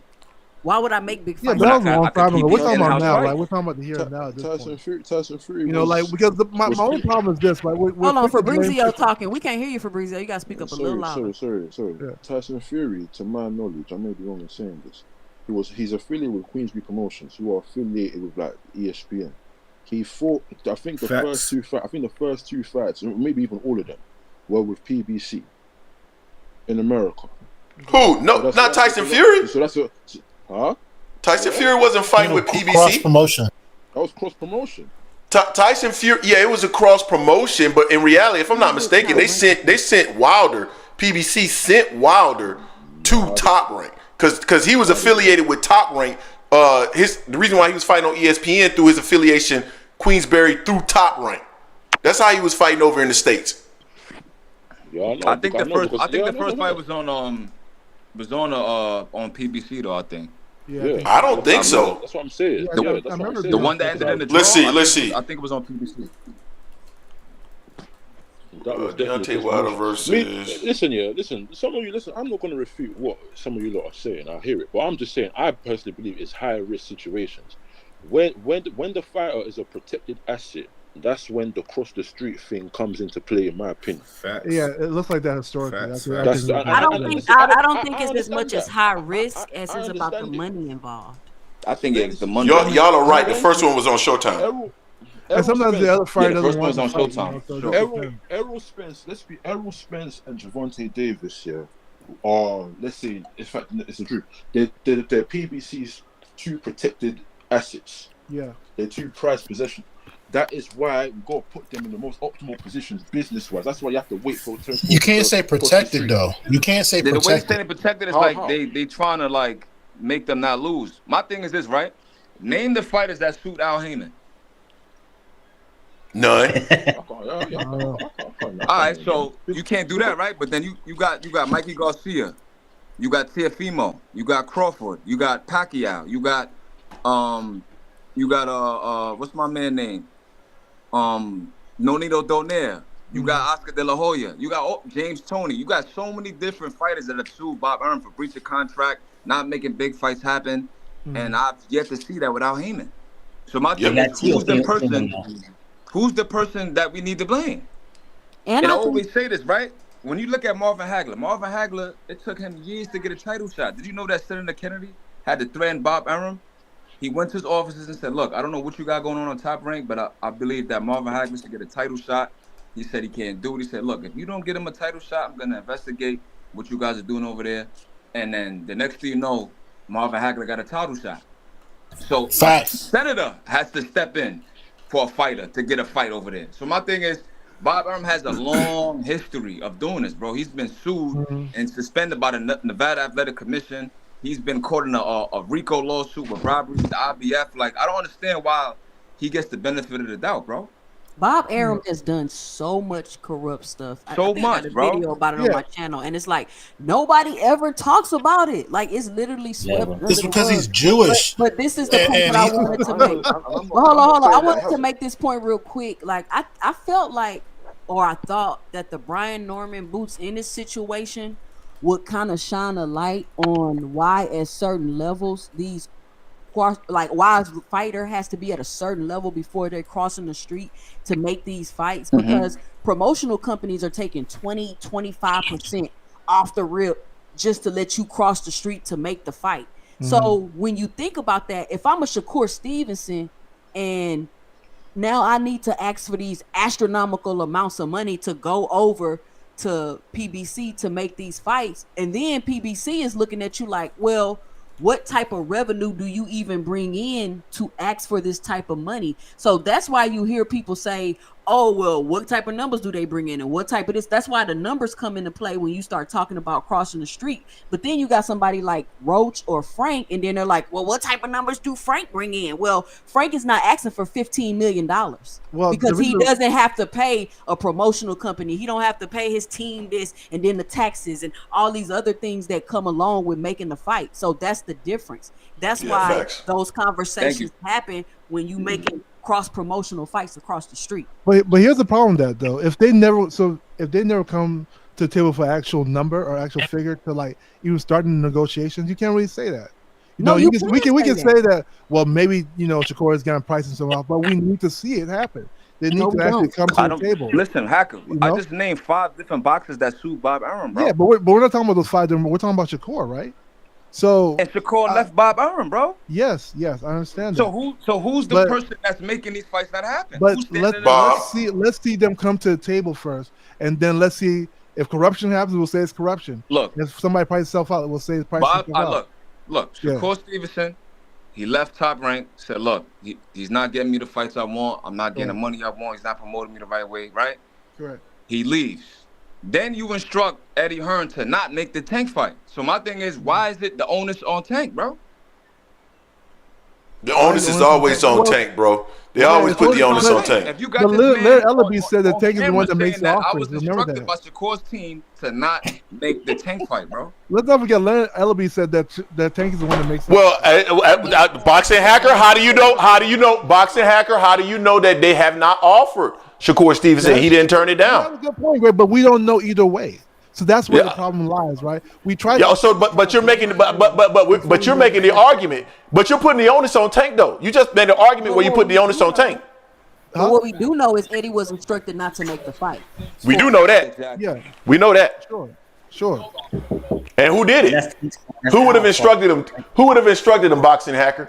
Yeah, I mean, it makes sense for him not to, because they don't have a good relationship with GTG Promotion. So is that a reason? Is that a reason not to make a fight because you don't have a good relationship? Right, because so let's look at Shakur. Shakur has. I just seen Eddie Hearn and Leonard Ellerbe having a whole conversation. Well, we don't know why. I don't know. Who was he told not to make the fight by Boxing Hacker? That's what I want to know. Who did Eddie Hearn? Who told Eddie Hearn not to make the fight? Shakur's team. Okay then. So Shakur don't want the fight. That's not true. That's Greg, not true. Come on. Yo, Devin Haney fought Kambosos without Eddie Hearn. Remember that, right? Devin Haney fought Kambosos without Eddie Hearn. Shakur can still go and fight Tank without Eddie Hearn. How? He signed to him. This is very possible. What are we saying? Shakur's fault, right? It's not Shakur's fault. Bro. Hold on. You just made an argument talking about no. First you were talking about the past and everything that Tank had did with the Loma stuff. Then when somebody talked about something in the past, then you want to bring it to the present. Now when we talking about the present, you want to move it to the future. You want to move it to the future now. We're talking about right now. Gervonta Davis has not been able to secure a fight that some of you fight fans would not be satisfied with. One of which is Shakur Stevenson, and Shakur said that he didn't want to. Shakur said that he did not want the fight, according to you, because he told Eddie Hearns that. So the reason why the fight that's not happening right now is answer the question. The reason why the fight is not happening right now is why. We don't know. We don't know what happened. What the? What do you want me to do? Listen, let me ask you guys. I'll ask you. Woo! 4, 5, 6 people here. Do you all know verbatim that Tank Davis and his team gave Shakur Stevenson an offer? Do you know verbatim? Any of you guys know verbatim? That's not the point. The point is. No, that's not the point. Hold on. What we do know is that Shakur has instructed them to not make the fight. So regardless of who said, let me finish. Eddie Hearn said that, right? Did Eddie Hearn say that he didn't make that he was instructed not to make the fight? The only person that could have instructed him not to make the fight is Shakur Stevenson's team. So if Gervonta Davis had sent him an offer, they wouldn't have taken it because they didn't want the fight. That's not true. Exactly. That's not true. We really just saw this with Devin Haney and Kambosos. That's 100% not true. Devin Haney, like what are we saying? You don't know how the agreements work. You don't know what you're saying. Yo, Hack, I ain't gonna lie, you don't know what you're saying, bro. He's up there talking, bro. He's up there talking. Listen. On you guys' side, if Tank's team actually reached out, or we know. How do you know that they didn't? But that's irrelevant. They don't want the fight. They don't want the fight. They already said they don't want the fight. Everybody's been trying to blame the Shakur since. Yo, hey, what you, Big Spring, what you had to say? Yo, Hacker, listen. Shakur's on tape in the interview saying that the Tank team reached out to me. We know that. Yes, Eddie Hearns is also on camera saying that I was instructed by Shakur not to make the Tank fight. Okay, we know those two things. So why is the onus on Tank, bro? I'm not putting the onus on anybody. I'm saying we don't know. And here's the thing about that. You do know because To your first point. Democracy know doesn't. it's like comedy to y'all, but to your first point, right? We do know that Shakur was on camera saying that his team reached out to him. What happened Jesus in that Christ, interview? bro. He said Tank's team reached out to them. They said they Oh were my interested. goodness. They were waiting for a response from Tank's team. We don't know if he ever got a response after that call. Eddie Hearn is on camera. 3 different doesn't things that I matter. was instructed not to make the tank fight. That means that means that don't matter what they send, they're not going to take it because they've already been instructed not to make the fight. They're not interested. No. It depends what's on the contract with Eddie Hearn. It's not as straightforward as you guys think it is. So check this out. So Oh my goodness. where he said, "Listen, when it comes to Tank, Somebody got a mute. I can hear your TV. I want to fight exclusively on PBC." He can literally create a contract like that. Don't act like he couldn't. We don't. That's what I'm saying. There's you guys are looking at it just from the information we know and coming to a conclusion. There's just not enough information. So you telling me we shouldn't take them for their word? Huh? No, I'm saying that there's not information for their word. There's not enough information to say that verbatim. Bro, there's information. There's 3 different interviews with Eddie Hearn saying that I was instructed not to make the tank Yes, fight. I'm we had agreeing. on camera saying that Tank team reached out to me and we spoke. So my thing is, if let's say for example, Tank team reached out to Shakur, right? Sure. And they talking, they discussing, they negotiating, and then Eddie Hearns comes out and says, "Well, I was instructed by Shakur not to make the fight."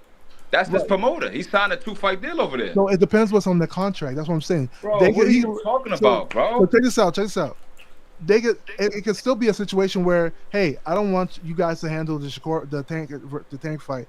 We're gonna handle it. They could literally put down a contract and say, "I'll do a 2-fight deal with y'all, but if the tank fight appears, I don't want you guys to handle it." So they gonna pay Eddie Hearn $300,000-$400,000 to be able to go make the fight? They're gonna have to do that. Are they gonna pay Eddie Hearn $400,000, $500,000 to go make the fight? So remember, he just recently signed Eddie Hearn. It depends what's on their contract. Bro, we just I don't know how It doesn't matter what's on their It contract. does because You're going to pay me to go somewhere else and make a fight. I don't care. It matters on the That does not contract make because they're no gonna sense have at all. remedies for those situations. We don't know what's the remedy for it. We know it's gonna be money though. Wouldn't you It agree? might be, or it might just be a clause. It might just be, hey, if the tank fight appears, I just want to fight there.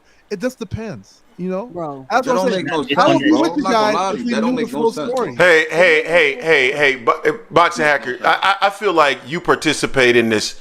I don't know if it's willful ignorance is the term that should be used, but it's when you hide behind like, okay, there's overwhelming evidence here that supports an argument, and you hide behind like the 10% that we don't know. You hide behind the 10% to use that as rationale to support, well, not necessarily support your argument because you don't have one, but to hide behind your favorite fighter not being in the wrong. And that becomes like frustrating because at the end of the day, if Shakur Stevenson has instructed Eddie Hearns not to make a fight, regardless of what the fuck is in their contract, they're not ready to make a fight right now. Period. Doesn't matter what's in the contract. That's what I'm saying. Okay, check this out. I hear you, right? And you said that's what I'm doing, right? Pass the mic, Boxing Hacker. No, but before I pass the mic, hold on one second. Yeah, pass the mic, bro. Respond to Greg real quick. Okay, when you say that it's like willful ignorance or something, right? No, I'm saying that there's enough reasonable doubt to say that I cannot justify say that he ducked him. I don't know if there was something. This dude There's no reasonable doubt. circles for 30 minutes, bro. Yeah. Let's move on. Listen, if you guys want to blame Shakur just off the people have blamed Shakur since the break. If y'all just want to blame Shakur. But I'm saying that, honestly speaking, we don't know what happened there. We know what Shakur. Yeah, we do. Yeah, we know. Let's move on to another topic, man, because you've been roasted here on this one. Appreciate you, Foxy Brown. Hit us with the $5. Keep working, guys. Appreciate you. And real quick, let me go ahead and do my plug here real quick.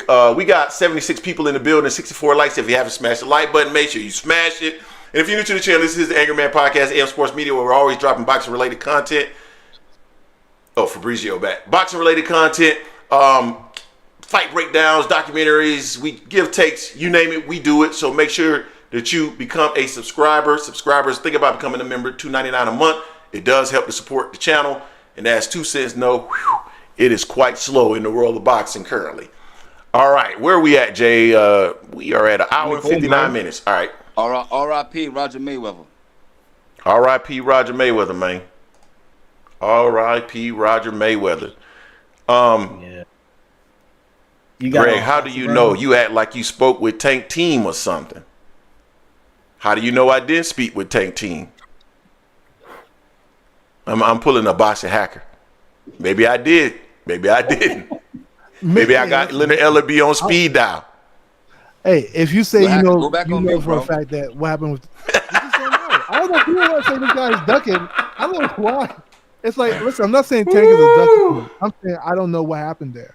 For whatever reason, it didn't go through. And neither team is calling each other a duck.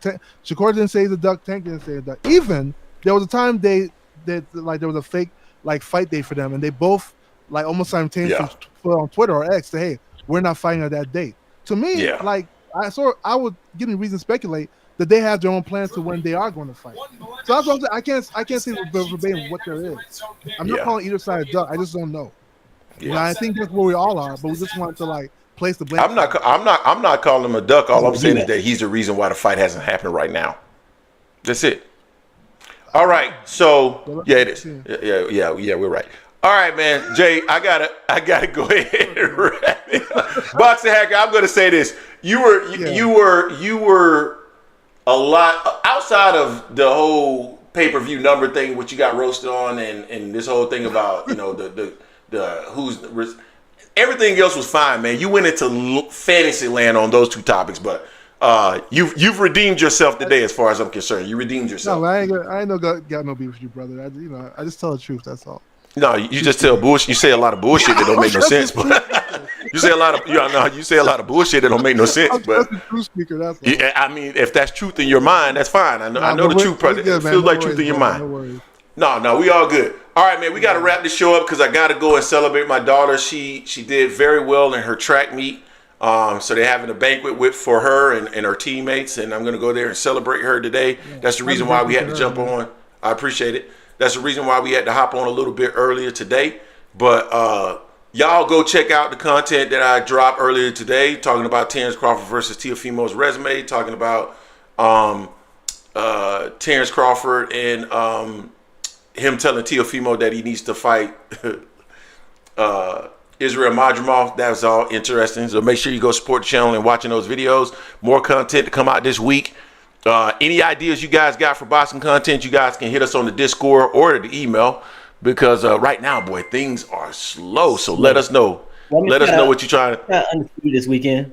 Yeah, we got Undisputed coming up, so that's going to be a good one. Jerry Soriano, London for Life, just hit us up with $5. Hearns was told that James Prince would handle the Tank negotiation. Tank team called Prince. He said, "We're interested. Let's do it." Fuck out of here. He never heard back. Now, wherever you guys found it, please provide your evidence on that, because nobody knows where that exists in the history of the world. All right. But we appreciate the $5, man. We appreciate the $5, Jerry. Anyway, yeah, man, that's pretty much it. Jay will be back with content hopefully tomorrow. Should we drop the Discord link in there? I can't even find the Discord link. Just hit us up in the chat for this video, because they have its own separate chat. If you want the Discord link, we can drop it in there. All right, guys, appreciate y'all. Till next time, peace.